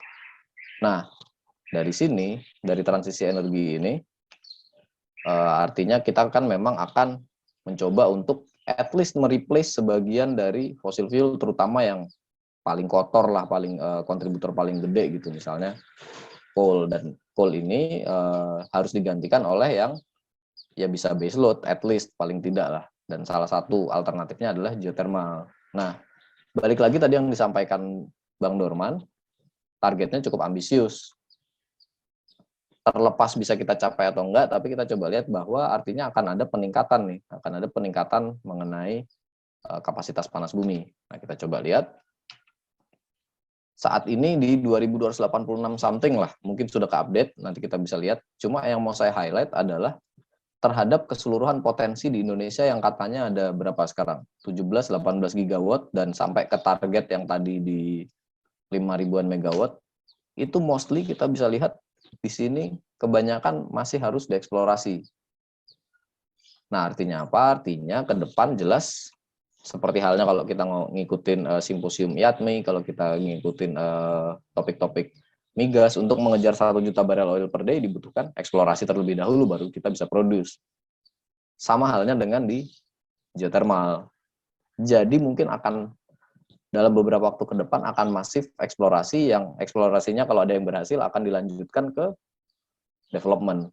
Jadi itu kira-kira outlook yang bisa kita lihat at least sampai sekarang ya, dengan kondisi yang sama gitu kan. Harusnya seperti itu yang terjadi. Cuma kan nggak tahu, siapa tahu ini udah deket-deket 2024, appetite-nya berubah lagi, nggak tahu ya. Cuma itu kan di luar kontrol kita. Kita coba lihat dulu at least sampai sekarang kira-kira harusnya arahnya akan ke situ dari yang saya tangkap. Dan kebetulan di IGCE kemarin oleh petinggi-petinggi Kementerian SDM dan juga stakeholder geothermal juga membahas hal yang sebenarnya cukup serupa lah, kira-kira kayak gitu. Nah, ini cuma kenapa belajarnya penting karena ya jelas apa namanya kita udah lihat tadi targetnya mau dinaikin, kita mau kejar komitmen kita Indonesia untuk net zero emission, mulai menggantikan beberapa sumber energi yang kotor. Artinya harusnya meningkat dan kalau meningkat harus ada orang yang untuk meran project atau meran ya pekerjaan tersebut. Nah, apa aja? Kita coba lihat, ini saya kutip lagi dari EBTKE. Proyeksinya dari EBTKE kira-kira kayak gini sebenarnya. Jadi nanti bisa dilihat aja, saya mungkin nggak terangin satu-satu. Cuma kita bisa lihat peak-nya katanya mungkin akan sekitar di 2025. Walaupun sebenarnya nggak tahu dengan kemarin pandemi kan agak sedikit shifting ya. Kita mungkin punya setahun 2 tahun yang hilang mungkin bisa jadi mundur. Tapi intinya jelas nanti akan peak. Kenapa? Karena peak-nya kalau nggak salah ini dijelaskan karena ini harusnya akan menjadi peak dari kegiatan eksplorasi. Kayak gitu kira-kira. Jadi udah ada forecast-nya, nanti bisa kabarin aja kalau ada yang tertarik beberapa. Ini kayaknya publikasinya EBTKE udah bisa di Google, cuma kalau masih ada yang mau lihat nanti bisa kontak saya atau teman-teman dari NRK atau ke Bang Dorman juga. Tapi at least sudah diproyeksikan dan dengan peningkatan ini harusnya akan menjadi multiplier effect buat pengembangan panas bumi. Dari pengembangan panas bumi ini ke lapangan pekerjaan. Walaupun ini macam-macam ya sebenarnya lapangan pekerjaannya. Bisa jadi ada yang untuk berbagai posisi. Saya nggak bilang juga ini akan menjadi penyelamat kita semua bahwa lapangan pekerjaan ada nih, kita akan mudah. Ya nggak necessary kayak gitu, tapi at least proyeksinya ada dan ya nggak ada salahnya kita mencoba untuk mempersiapkan in case ini kejadian gitu. Walaupun ini kuenya kalau dibandingkan terhadap keseluruhan lapangan pekerjaan migas masih tetap kecil, cuma at least lebih meningkat lah. Kira-kira seperti itu. Kemudian ini karir prospeknya, kira-kira ada bisa dibaca juga di sini. Ini tahapan-tahapan pengembangan panas bumi. Saya mungkin nggak bahas secara detail, nanti bisa dilihat karena apa namanya jelas nggak mungkin kita bisa bahas semuanya dalam waktu sejam 2 jam. Tapi intinya ada dari berbagai tahapan ini, mirip juga dengan yang dibahas di EBTKE, di tiap fase eksplorasi kira-kira butuh berapa tenaga kerja per megawatt yang akan di-develop gitu kan. Di sini adalah pendetailan dari kira-kira role-role apa aja yang dibutuhkan di setiap tahapan pengembangan panas bumi. Kira-kira kayak gitu. Nah, terus balik lagi seperti yang saya bilang, kayaknya sih nggak ini ya, sulit untuk kita bayangkan kita bisa dapat di dalam 2 tahun ini. 2 tahun dalam 2 jam ini semuanya. Tapi terima kasih ke teman-teman NRK yang udah mengumpulkan library sarana-sarana diskusi ini ke YouTube dan kita bisa akses kapan aja. Jadi feel free untuk buka-buka kalau ada yang penasaran. Banyak expert-expert yang bicara di sini juga. Jadi kalau masih ada yang bingung di satu topik, ada ini coba aja visit YouTube NRK dan coba lihat untuk untuk topik-topik yang lebih spesifik lagi. Mungkin kira-kira itu Mbak Florence. Saya kalau masih ada waktu mau panggil Mas Al nih, karena ada satu topik lagi yang belum terbahas mengenai networking nih. Dan kita coba lihat experience-nya Mas Al kayak gimana. Kalau boleh Mbak Florence ya? Iya, boleh. Silakan, Mas. Baik. Mas Al, available nggak?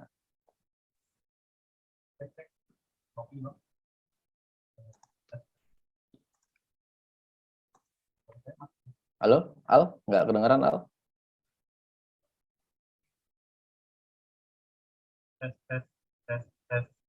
Ya.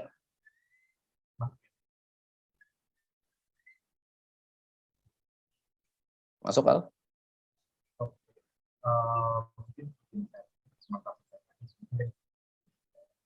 Agak ini, Al, suaranya, Al.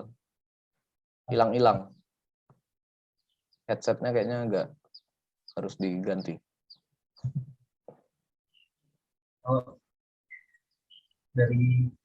Ganti yang lebih mahal ya? Iya, harus ganti yang lebih mahal.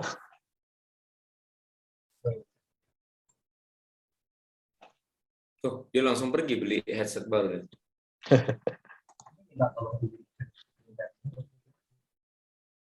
Volumenya kali ya. Kalau suara gue jelas nggak, Al? Jelas suara Al yang hilang-hilang nih. Iya, suara lo kayak agak jauh, Al.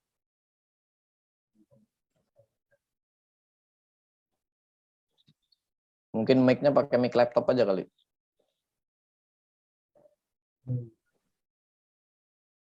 Sayang tapi ini kalau pakai mic laptop dia udah keren-keren gitu loh. Iya. Iya. Iya, minta tolong izin share screen.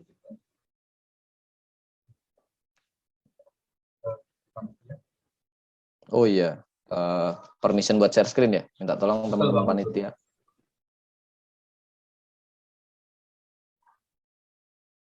Oh, aja sih.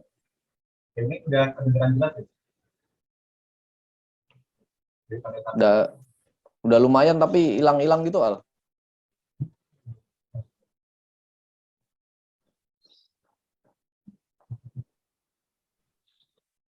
Oke, ini sebelumnya perkenalkan nama saya Al, misalnya dari angkatan 2017 di UPN juga. Ini tadi ada juga, selamat pagi Bu Krik, banyak diajar juga. Jadi Bu Krik ini sering ngajar juga materi-materi yang terkait panas bumi sih, Bang. Kayak termodinamika, ekses pabung, ekses pabung. Dan kalau ngomong-ngomong sedikit tentang networking, sebenarnya paling bagus dilakukan pas mulai mahasiswa. Jadi kan sebenarnya yang paling enak kan kalau misalnya itu lomba nih atau ada webinar, ada speaker gitu, coba ya tukeran kartu nama atau chat kontaknya, say hello kalau misalnya ada hari-hari besar. Dan juga networking itu nggak cuma sama yang di atas kita ya, maksudnya yang kayak expert ya, tapi ya juga teman-teman sebaya. Karena kita nggak tahu sebenarnya opportunity itu akan datang dari mana, bahkan bisa jadi dari adik kelas kita. Dan ya setelah lulus kan kurang lebih mungkin tahun saya lulus di tahun lalu, dan ya cukup banyak baik dari universitas sendiri maupun universitas kampus lain yang seangkatan beda satu atau beda dua ya import bareng gitu, dan bisa jadi mungkin dapat pekerjaan dari teman-teman. Dan yang paling penting kalau ada event-event kayak ini kan mahasiswa kan bisa ikut sebagai visitor ya, mungkin bisa dikorek ya Bang Daniel dan Bang Dorman. Kemarin ini banyak banget terutama mahasiswa yang di Jakarta gitu. Dan di sini kan ada kayak semacam job fair juga nih, jadi bisa networking. Sebenarnya yang dicari itu apa sih, dan kompetensi yang harus ditingkatkan seperti apa gitu, dan ngadain. Dan kemarin tuh kalau misalnya teman-teman mungkin sudah di level yang sudah dikenal di industri baik di migas maupun di panas bumi ya, kalau kita ngomongin sekarang bisa aja langsung ditawarin. Mungkin kan Bang Irwan, Bang Daniel kan kalau fresh graduate kan pikirnya gimana sih kita bisa dapat kerja, gimana sih kita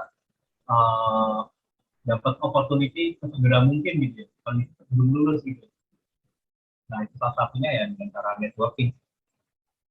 Dan networking itu ya betul-betul networking, dan kalau misalnya ada mau ini aja di event kemarin kayak yang ini di dinner di pasti GT kemarin, ini juga sama di University of Auckland.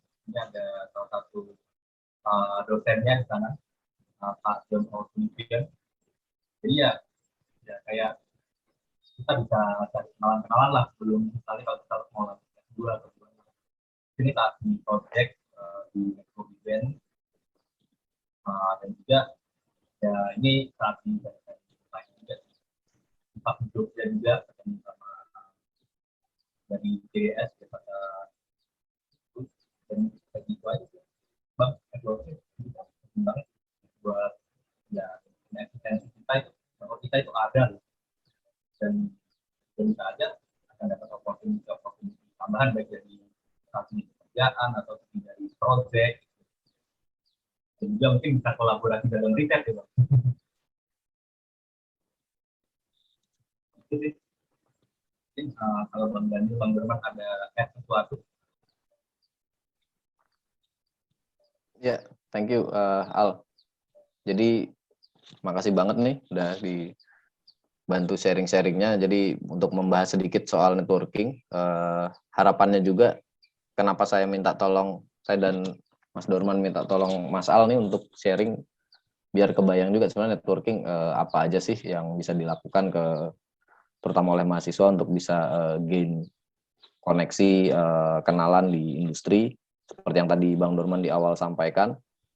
Jadi ya salah satunya dengan rajin ngikutin conference, tapi kalau bisa juga dengan kalau misalnya contoh untuk IIGC kita ngomongin geothermal ya, yang kayak Mas Al lakukan ini, kalau kita hanya sebagai visitor mungkin nggak bisa ikut networking dinnernya ya, tadi yang disampaikan Mas Al ya.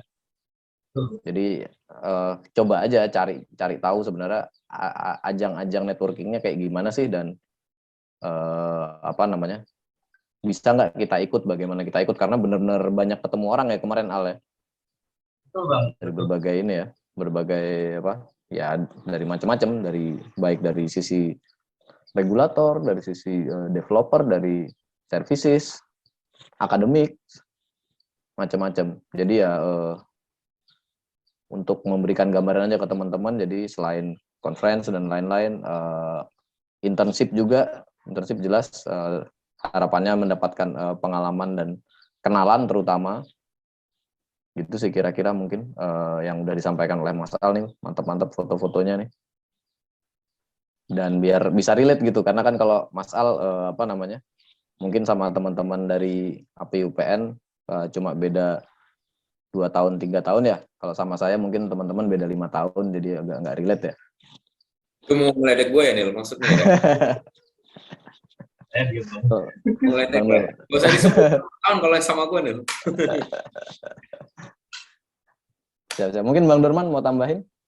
Ya ini Al eksis banget, bagus banget sih Al.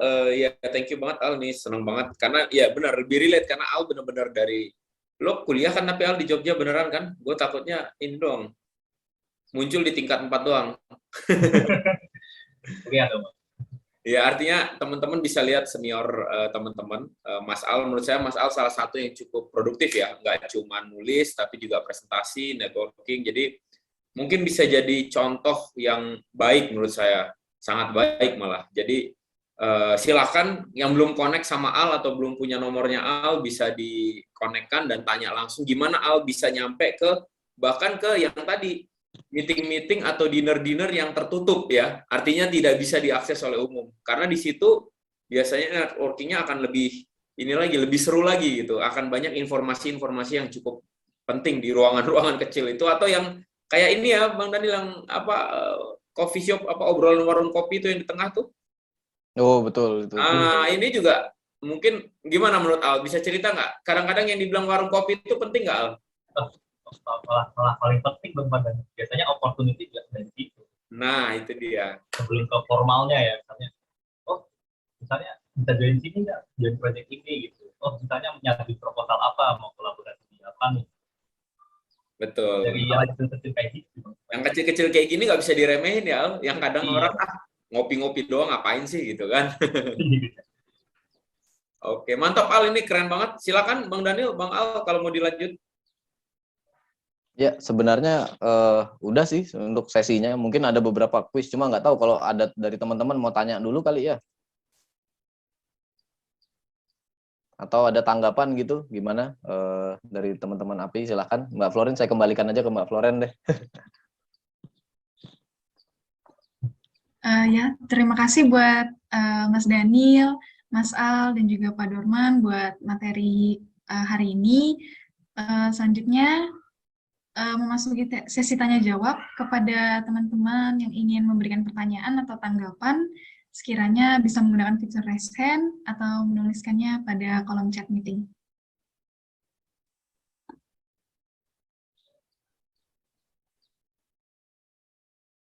Ayo, critical thinking. Masa iya aja kan? Raffi kalau mau nanya lagi boleh loh, Vi. Siapa tahu gimana Bang caranya masuk ke ruangan-ruangan tertutup atau diskusi-diskusi warung kopi yang banyak opportunity. Nah, itu kan Vi. Suara saya kedengaran nggak? Putus ya saya. Masuk Bang Dorman. Iya.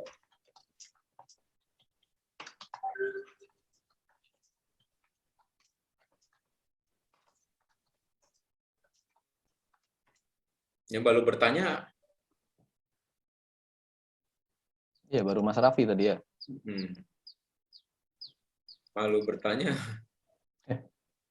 sesat di jalan ya.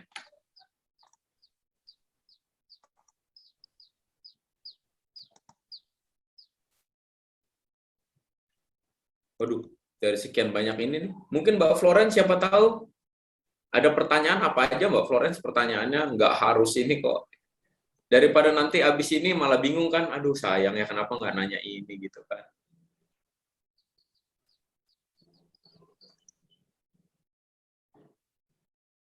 Mungkin kalau nggak ada yang nanya, mungkin saya mau nanya Mas. Tapi ini mungkin pertanyaannya agak teknikal sedikit, nggak apa-apa Mas Wih, ya? nah ini serem nih kalau teknikal. Bang Daniel siap-siap sama Bang Al ya. Kalau saya teknikal takut. Oke, mungkin ini sih. Jadi kan kebetulan dari saya kan lagi bikin ini ya, Mas ya, lagi bikin suatu paper nih kebetulan tentang geothermal sama teman-teman dari geofisika. Kebetulan ada teman-teman dari geofisika sama Techlink saya ajakin bikin paper. Jadi papernya itu yang saya bahas itu mengenai offshore geothermal resources ya di Indonesia terutama. Jadi kan sempat baca-baca juga tuh kalau nggak salah pernah muncul juga dulu di ITB punyanya Ibu Suryanti ini kalau nggak salah namanya itu. Tapi saya kaji ulang lagi mengenai offshore geothermal resources di Sangihe kalau nggak salah itu di apa namanya kepulauan paling utara di Indonesia, Manado atas lagi gitu ya kalau nggak salah.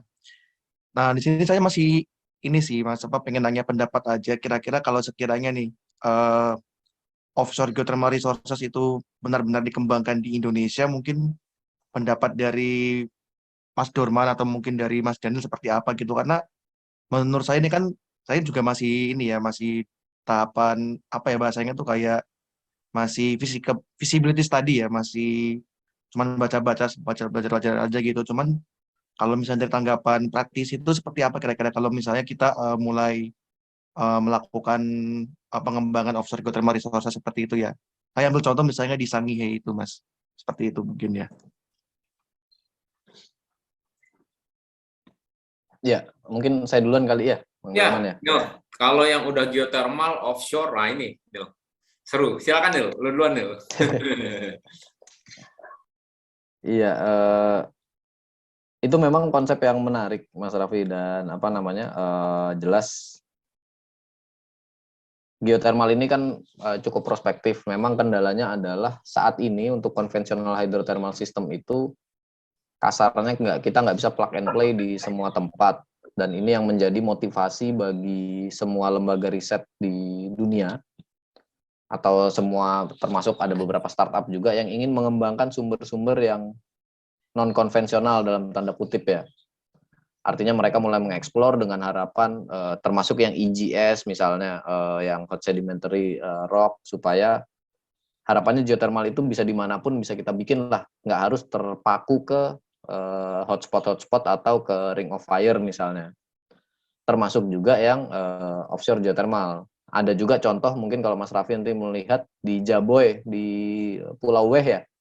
Pulau Weh itu banyak apa namanya volcano yang di bawah tanahnya, di bawah permukaan lautnya yang memang sudah teridentifikasi dan potensial juga. Nah, tapi kalau ditanya ke saya mungkin atau ke saya lah terutama dan karena saya juga mengkaji beberapa yang non konvensional ini, risetnya akan terus berjalan. Tapi yang harus dipertanyakan, yang harus kita coba lihat adalah visibility-nya di dalam waktu dekat. Risetnya sih pasti akan masih terus berjalan ya, pastinya mungkin dengan uang yang cukup, with enough money mungkin semua akan menjadi mungkin. Tapi at least ini masih akan butuh waktu untuk sampai benar-benar bisa terbukti technical dan financial economic visibility-nya sehingga bisa diproduksi secara komersil. Karena ini banyak juga konsep-konsep pemanfaatan yang non konvensional, Mas Raffi. Jadi risetnya pasti akan terus berjalan.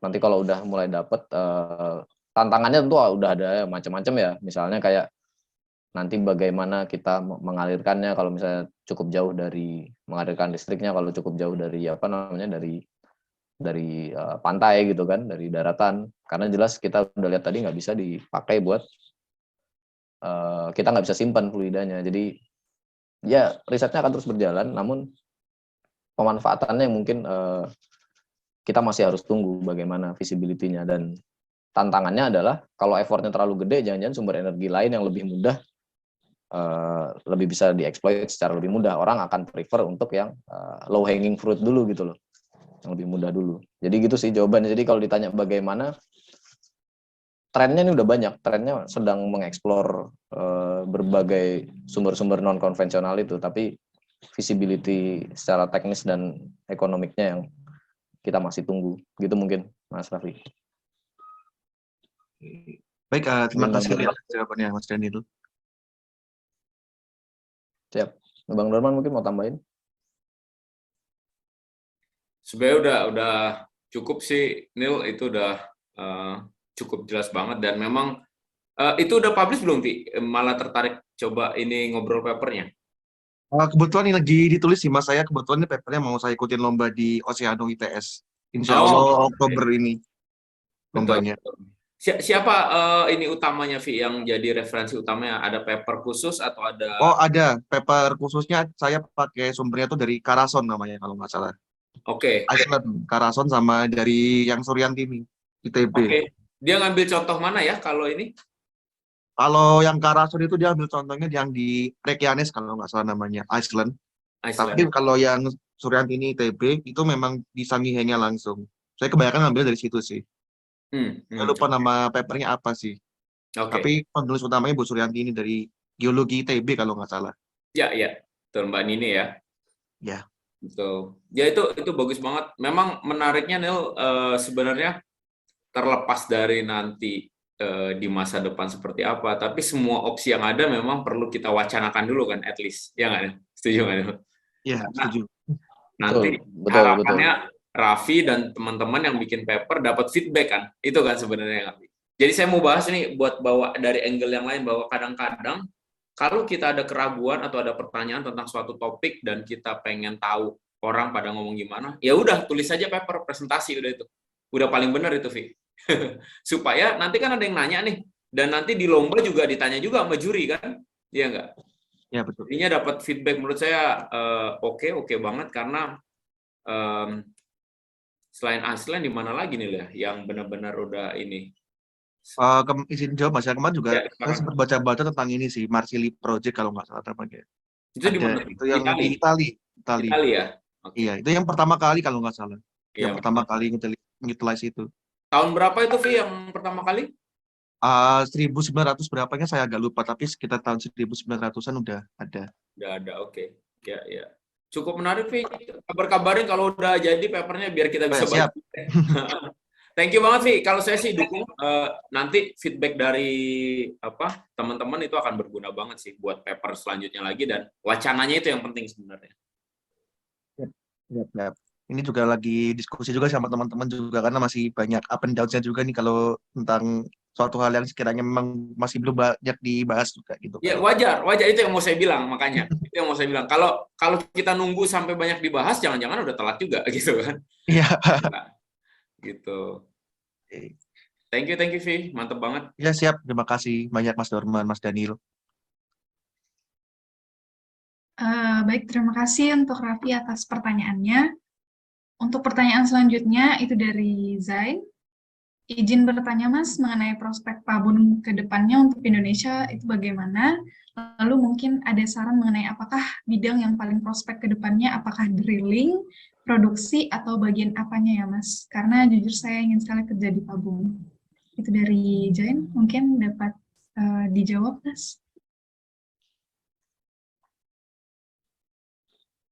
Silakan, Nil. Ya, ini menarik sih. Coba saya lihat, mumpung ada slide-nya tadi ya, saya coba share lagi. Walaupun ini proyeksi ya, bisa jadi kejadian, bisa jadi enggak, dan ini debatable, banyak hal mungkin punya pendapat yang berbeda. Tapi kalau sebentar saya baca pertanyaannya dulu, takut salah. Bidang yang paling prospek ke depannya apakah drilling, produksi, atau bagian apanya ya? Nah, kalau kita lihat proyeknya dalam waktu dekat jelas eksplorasi duluan. Mungkin Kenapa? di awalnya dia malah nanya prospek Pabum ke depannya, jadi ada semacam keraguan juga apakah Pabum, sepertinya ya kalau saya baca, Pabumnya sendiri prospek nggak ke depannya gitu. Baru kalau andaikan Oh, yang mana yang dipilih nih untuk didalemin gitulah kurang lebih kayaknya ya, itu pertanyaannya. ya siap-siap. Ya, ini itu pertanyaan yang jawabannya akan berbeda dari orang ke orang. Dan saya juga mau manage ekspektasi ya, saya nggak mau kayak jualan minyak ular, nggak kayak mau jualan minyak jualan obat. Jadi kalau kita lihat katanya geothermal ini kan dari dulu selalu apa namanya, selalu energi bersih nih, Indonesia potensinya tinggi. Pasti akan ada pertanyaan, oke, kalau ini memang bagus, kok masih gini-gini aja kan, pertanyaannya kan biasanya selalu seperti itu. Nah, hal-hal itu yang jadi kita pakai untuk sedikit manage ekspektasi. Nah, tapi sebenarnya at least kalau kita lihat dari intensinya pemerintah, terlepas dari policy-nya atau apa namanya, aplikasinya seperti apa, harusnya panas bumi ini masih menjadi backbone dalam salah satu fokus dalam pengembangan energi baru terbarukan di Indonesia. Jadi kalau ditanya apa namanya, bagaimana prospek ke depannya, paling tidak sampai ke RUPTL. RUPTL itu rencana usaha apa ya, pengembangan tenaga listrik ya, kalau nggak salah, dari PLN. Geothermal masih menjadi part yang cukup penting dari komponen RUPTL tersebut, walaupun mungkin yang cukup masif adalah untuk solar dan lain-lain ya, tapi tetap porsinya gede. Untuk geothermal relatif besar lah, kita mau double dan current capacity kan. Jadi kalau ditanya potensi, at least dari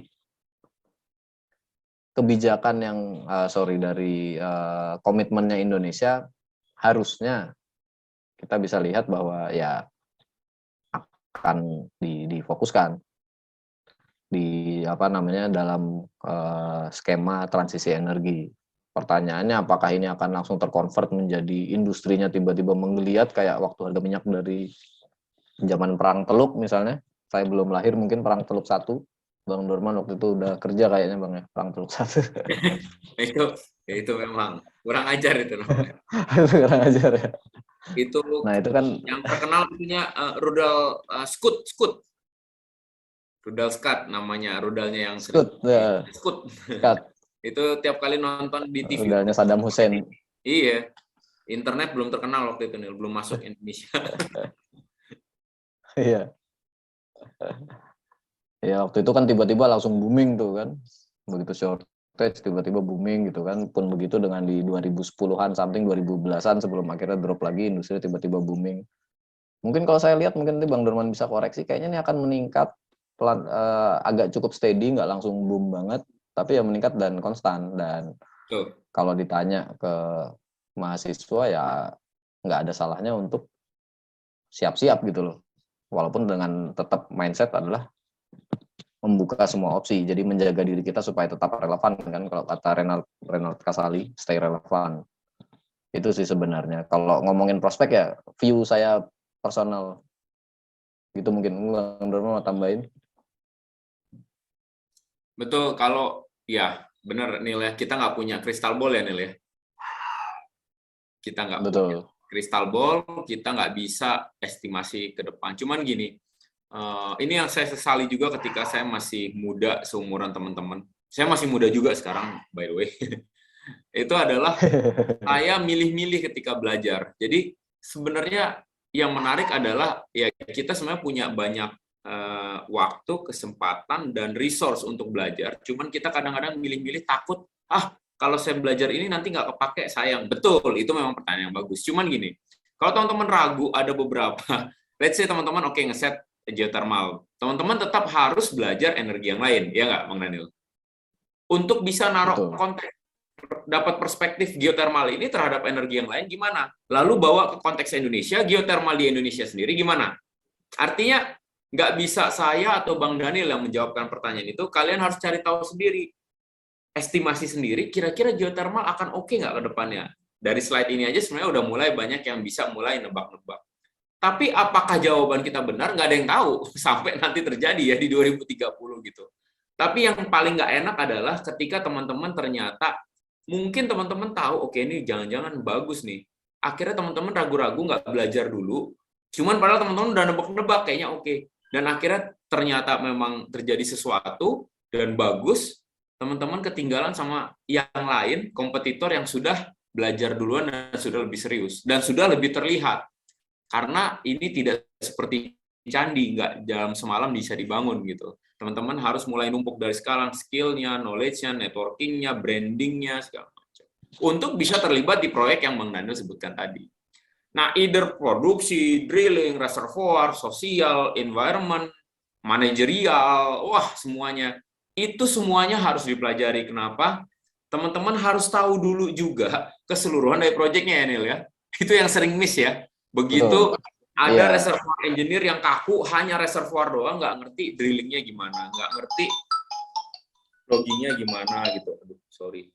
Loggingnya gimana. Jadi nggak ngerti sosialnya gimana, regulationnya gimana, itu juga bahaya. Itu yang kemarin dibicarakan oleh para bos-bos geothermal. Mereka sering dapat lulusan, itu benar-benar superior, tapi superior di technicality aja.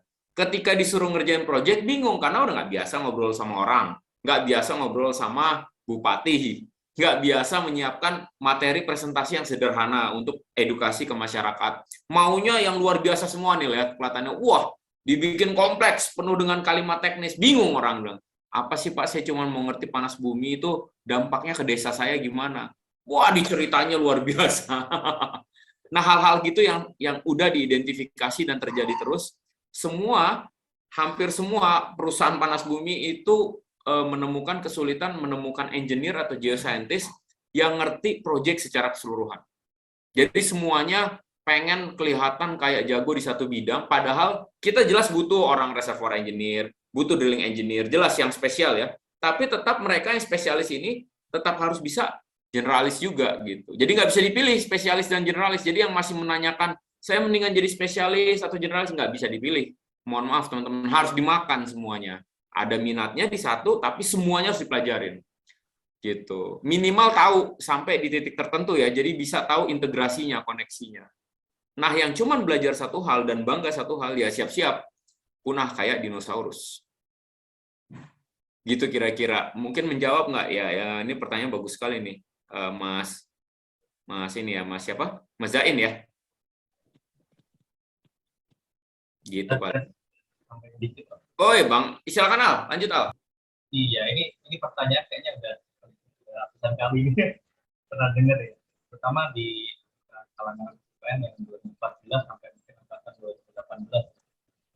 Kita harus belajar apa misalnya kayak di drilling, produksi atau reservoir. Nah, kesalahan pertama ini ya bisa dibilang kesalahan gitu.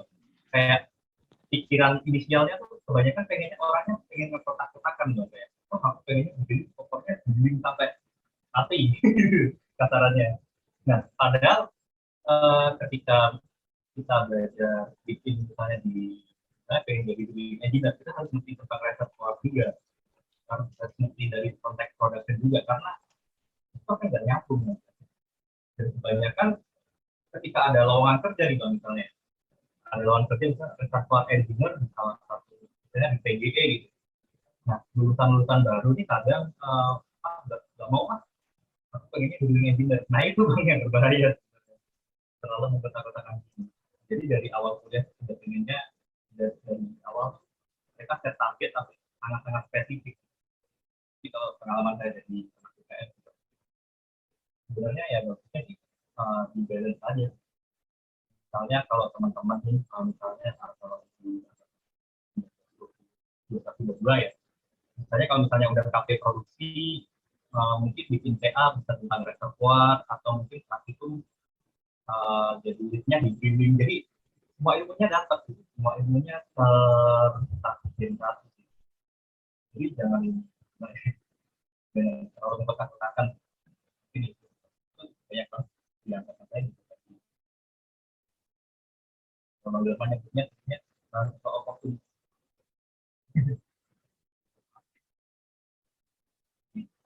Teman-teman harus belajar yang semuanya. Bahkan kalau bisa nyari topik PA tuh yang nggak disukain gitu, yang nggak paling bagus biar ngerti juga.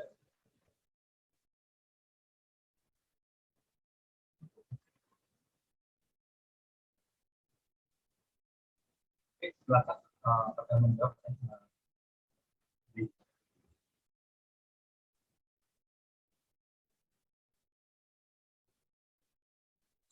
Baik, terima kasih atas jawabannya dari Pak Dorman dan Mas Al. Mungkin pertanyaan selanjutnya itu dari kolom chat dari Arsy. Saya izin membacakan. Jadi Arsy adalah seorang mahasiswa dari ITS, ingin bertanya sekaligus meminta masukan mengenai melanjutkan pendidikan di bidang geothermal. Sementara jurusannya saat ini adalah teknik elektro di ITS. Untuk kedepannya, agar bisa bekerja di Medco, PGE, atau Supreme Energy, misal langkah yang harus diambil seperti apa ya Pak? Mungkin dari pendidikan dan non-nya. Begitu, Mas. Nil, mau duluan atau gimana, Nil? Silakan, Nil. Aduh, tapi saya nggak valid nih kalau jawab Bang Dorman karena tapi ini pertanyaannya seru sekali ya, benar-benar merefleksikan mahasiswa ya. Betul, betul. Dan ya kan yang paling dekat umurnya sama mahasiswa kan, cocok untuk menjawab. Ini elektronil, S1-nya elektronil kayaknya ya. Bener nggak ya? Iya, elektro katanya. Elektro ITS ya. Karena ya by chance dan by choice saya belum pernah juga langsung direct kerja di developer ya sebenarnya ya. Jadi mungkin Bang Dorman tepat pertanyaannya agak menarik soalnya.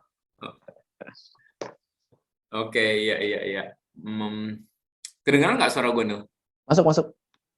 Iya, ini tunggu. Ini Mbak atau Mas ya? Mas kayaknya, karena belakangnya Putra. Mas Putra ya. Manggilnya apa nih? Mas Arsy atau Mas Putra nih? Putri. Hah? Arsy kali ya?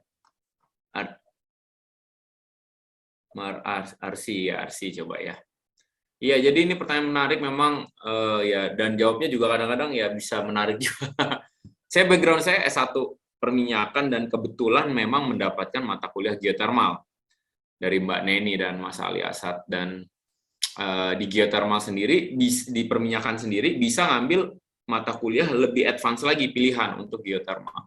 Dan jelas kami dapat field trip geothermal, entah dari kuliah secara memang resmi atau dari SPI atau dari himpunan atau dari IATMI. Jadi kami terekspos banyak sekali ke geothermal sebagai lulusan perminyakan. Makanya geothermal itu kan nggak ada S1 geothermal kan. S1 itu hanya ada di perminyakan kalau yang geothermal. Dan ini juga yang terjadi di teman-teman ini kan, UPN. Cuman ini masalahnya dari ITS yang mungkin nggak terpapar sama sekali soal geothermal. Coba saya biar nggak salah jawab, saya coba lagi. Masukan mengenai melanjutkan pendidikan ya. Jadi saya jelas tidak termasuk yang merekomendasikan teman-teman habis S1 langsung S2. Nah, ini. Tapi bisa beda-beda ini ya. Saya termasuk yang tidak merekomendasikan. Teman-teman sebisa mungkin dari S1 dapetin dulu pengalaman kerja, baru S2. Jadi S2-nya biarkan karena memang kebutuhan, bukan karena keren-kerenan atau ketakutan susah cari kerja gitu. Makanya kalau teman-teman lihat antara S1 ke S2 saya jauh banget karena saya belum nemuin kebutuhan S2 yang benar-benar mendesak sampai saya masuk ke geothermal, ternyata geothermal memang harus dipelajari secara serius. Ya udah deh saya S2 aja sekalian gitu. Dan geothermal dan benar-benar secara serius dicari ininya gitu loh geothermalnya. Nah, kalau memang Arsy udah menemukan panggilannya silahkan langsung S2 geothermal, tapi harus hati-hati karena nanti pas S2-nya takutnya nggak dapet ininya, nggak dapet critical thinking-nya karena udah langsung S2, belum sempat kerja dulu. Saran saya adalah dapetin dulu pendidikan non formalnya dari webinar, training, apapun yang bisa atau training offline atau short course sambil kerja praktek atau internship di proyek geothermal. gimana pun caranya gitu. Lalu mulai sering datang ke conference-conference acara-acara geothermal. Baru setelah itu dapat informasi lagi, baru mulai akhirnya ya udah, kalau memang ternyata harus S2 geothermal, ya udah S2 geothermal. Dan beberapa beasiswa juga mensyaratkan ya Nil, nggak bisa langsung dari S1 ke S2 ya, kalau beasiswa ya. Beasiswa benar, bukan beasiswa ayah dan bunda ya. Ini soalnya banyak yang beasiswa ayah dan bunda soalnya. Gitu. Jadi kalau saran saya adalah ambil pendidikan non formalnya dulu, banyakin gaul sama para expert di geothermal, baru bikin keputusan. Jadi sekarang saya nggak sarankan, jelas ya jawaban saya nggak sarankan Arsi untuk ambil langsung S2 geothermal. Dapetin dulu pengalamannya, entah kerja praktek, dan saat kerja praktek sama internship ini juga yang mungkin harus ini. Banyak teman-teman yang langsung nanya apakah bisa langsung ke lapangan, apakah langsung bisa yang pekerjaan yang luar biasa. Terus ada juga yang bilang, Nil, kayak apa? Dibayar berapa? Nah ini ya tantangannya, Nil ya. Jadinya kesempatan kerja praktek dan ininya jadi kecil, karena teman-teman udah banyak dulu permintaannya, padahal kan teman-teman lagi kosong. Nol, maksudnya teman-teman nggak punya daya tawar sama sekali sebenarnya ketika masuk ke industri. Jadi lebih baik agak lebih humble gitu. Terima aja dulu, yang penting dapetin pengalaman gitu. Jadi jangan pengalaman pengen, jadi orang kaya juga pengen, dapat duit banyak pengen, jalan-jalan juga pengen, pengalaman lapangan pengen, waduh banyak banget keinginannya gitu. Satu-satu, pelan-pelan dulu gitu. Gitu kurang lebih, Nil, silakan ditambahkan, Nil, kalau dari gue, Nil, untuk ini supaya jangan pembuka dulu gitu, supaya lo bisa nambahin jawaban lo. Siap, baik, thank you Bang Dorman. Jadi ya langkah-langkahnya sebenarnya tadi udah disampaikan sih oleh Bang Dorman di awal ya. Kalau kayak Medco, PGE, Supreme Energy itu kan salah satu ininya aja ya. Salah satu komponen dari industri panas bumi. Banyak sebenarnya pendukungnya yang lainnya, misalnya bagian policy, bagian services dan lain-lain. Jadi intinya sih yang saya selalu tangkap juga, yang Bang Dorman juga selalu ingatkan, opportunity itu selalu akan ketemu dengan persiapan. Jadi kesempatan bisa aja datang ke kita kan, tapi kalau kitanya belum siap nggak akan jadi apa-apa. Jadi yang penting opportunity-nya mungkin kita bisa coba melakukan sesuatu dengan untuk meningkatkan kemungkinan terjadinya opportunity itu. Misalnya tadi networking dan lain-lain, tapi di sisi lain persiapan kita yang bisa kita kontrol kan, kita bisa kontrol sendiri persiapan kita, yang tadi kredensial kita, kompetensi dan lain-lain. Jadi yang bisa dilakukan sih sebenarnya ya memperbanyak kemungkinan kita mendapatkan opportunity dengan networking, dengan terkoneksi dengan ya tadi ya, kalau mau disebutkan nih yang Medco, PGE, Supreme Energy misalnya contoh yang disebutkan di situ ya, perbanyak itu sambil menyiapkan kompetensi-kompetensinya dan dicek lagi teknik elektro di geothermal apa sih sebenarnya, atau jangan-jangan mau start over kayak saya backgroundnya S1-nya metalurgi kan dulu, kemudian kerja di konstruksi di EPC, baru saya start over ke geothermal mulai dari nol. Opsi juga kan sebenarnya kan, bisa aja kayak gitu. Tapi ya intinya harus dipikirin, apakah nggak saya maunya elektro tapi di geothermal gitu ya, monggo. Macam-macam, jadi roadmap-nya balik lagi kayak kata Bang Dorman, kita sendiri yang harus atur, tapi intinya ya kita yang bisa kita kontrol ada persiapan kita, opportunity ya kita yang bisa kita kontrol, bukan kita nggak bisa kontrol, tapi kita bisa melakukan usaha untuk meningkatkan kesempatan terjadinya ketemu kita dengan opportunity tersebut dengan cara networking dan lain-lain. Itu sih mungkin Mas Zen, semoga Mas Arsi semoga menjawab.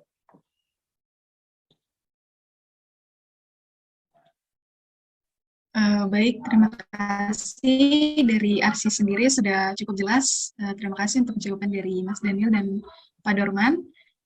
Kemudian karena sesi tanya jawab tinggal beberapa menit lagi, maka untuk pertanyaan dari Daniel Tobing adalah menjadi pertanyaan terakhir. Kepada Daniel Tobing dipersilahkan.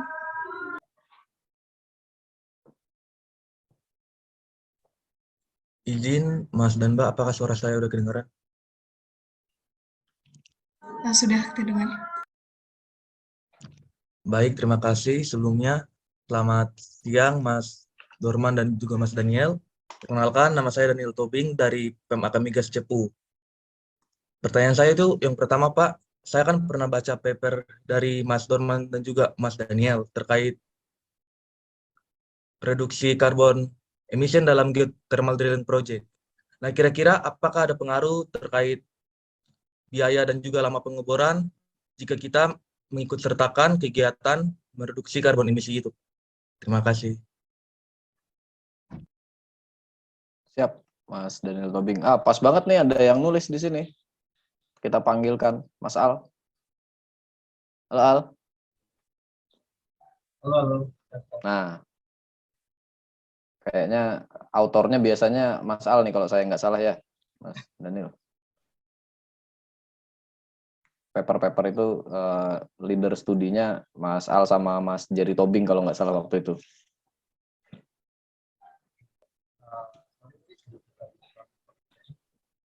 Pelan Al, nggak kelihatan, nggak kedengaran.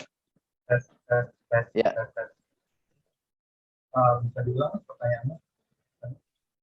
Masih nggak atau? Jadi dengan reduksi karbon itu di geothermal drilling sebenarnya ngaruh ke cost-nya nggak sih? Atau ke durasinya, atau justru sebaliknya? Kan itu ada di papernya tuh, cukup menarik tuh yang ditulis Al dan Bang Jerry waktu itu. Oke, siap. Dari update-nya juga ya kemarin di GTE ya, Bang. Nanti mungkin Mas Daniel Tobing bisa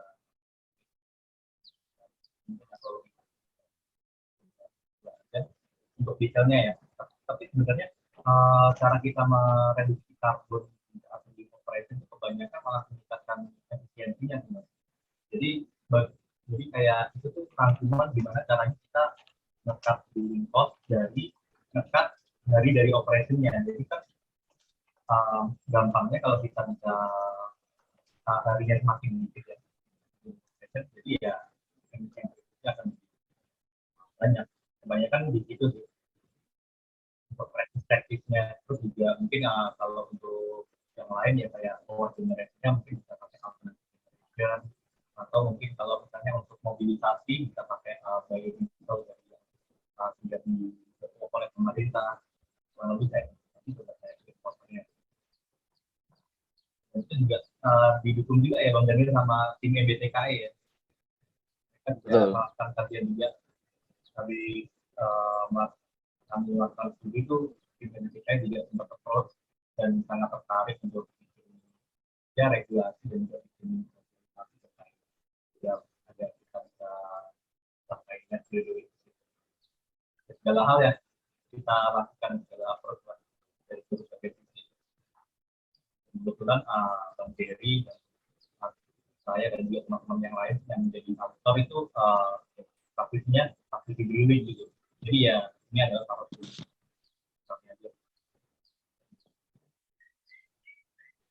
Apakah sudah menjawab? Mungkin nambahin dikit kali ya, saya boleh tambahin dikit. Ya, jadi memang yang bisa dilihat lagi, mungkin ada beberapa update terhadap papernya ya. Cuma memang jelas kalau mau direduksi pada saat pengeboran sama dengan transportasi juga, solusinya adalah elektrifikasi peralatannya ya. Jadi mungkin kalau Mas Daniel ini kan dari PMAK Migas tentu familiar dengan segala peralatan drilling kan ya. Ada yang mechanical gitu kan misalnya top drive-nya, atau yang hidrolik, atau jangan-jangan udah ada yang elektrik misalnya. Nah, elektrifikasi ini salah satunya bisa menggantikan yang mekanik, artinya mesin bakar langsung dikopel langsung ke peralatannya yang berputar. Kalau itu bisa dibikin elektrifikasi misalnya, nanti tinggal kita pikirin sumber listriknya dari mana misalnya, apakah jangan-jangan bisa pakai sumber energi terbarukan dan lain-lain. Apakah ada implikasi biaya? Bisa jadi ada. Tapi di satu poin juga yang di-highlight oleh Al dan Bang Jerry ya, kalau nggak salah di situ adalah semakin efisien pengeboran kita, artinya kan makin cepat ya. Makin cepat emisinya makin kecil gitu kan Al ya. Betul. Itu sih sebenarnya. Jadi kalau impact cost-nya mungkin ada untuk elektrifikasi dan lain-lain, walaupun untuk rig yang udah full elektrik jangan-jangan apa namanya, jangan-jangan ya udah nggak ada butuh cost apa-apa lagi karena alatnya udah ada. Tinggal dipikirin source-nya aja dan bisa di-compare mungkin diesel generator dengan misalnya apapun peralatan yang masih mechanical itu, yang langsung dikoppel ke motor bakar, efisien mana sih kan tuh bisa dihitung sebenarnya. Saya lupa udah sempat kita calculate apa belum waktu itu.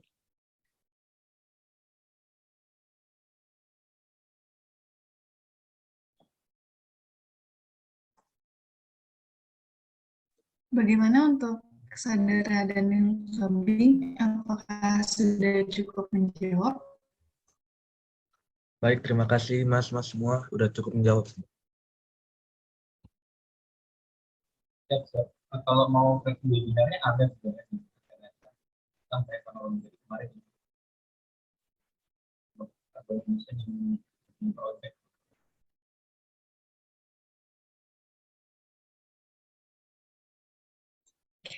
Baik, mohon maaf karena adanya keterbatasan waktu dan tadi adalah menjadi pertanyaan terakhir, maka sesi tanya jawab akan saya tutup.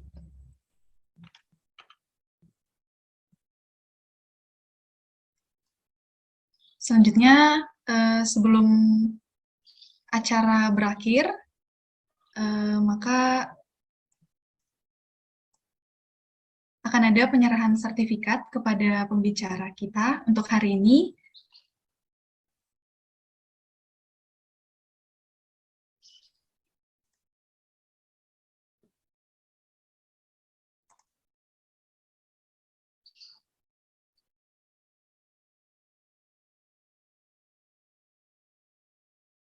Berikut adalah sertifikat pembicara kepada Mr. Dorman Purba dan Mr. Daniel Aditya Tama.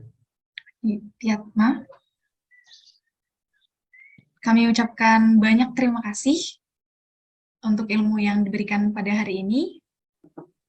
Semoga dapat bermanfaat untuk kita semua.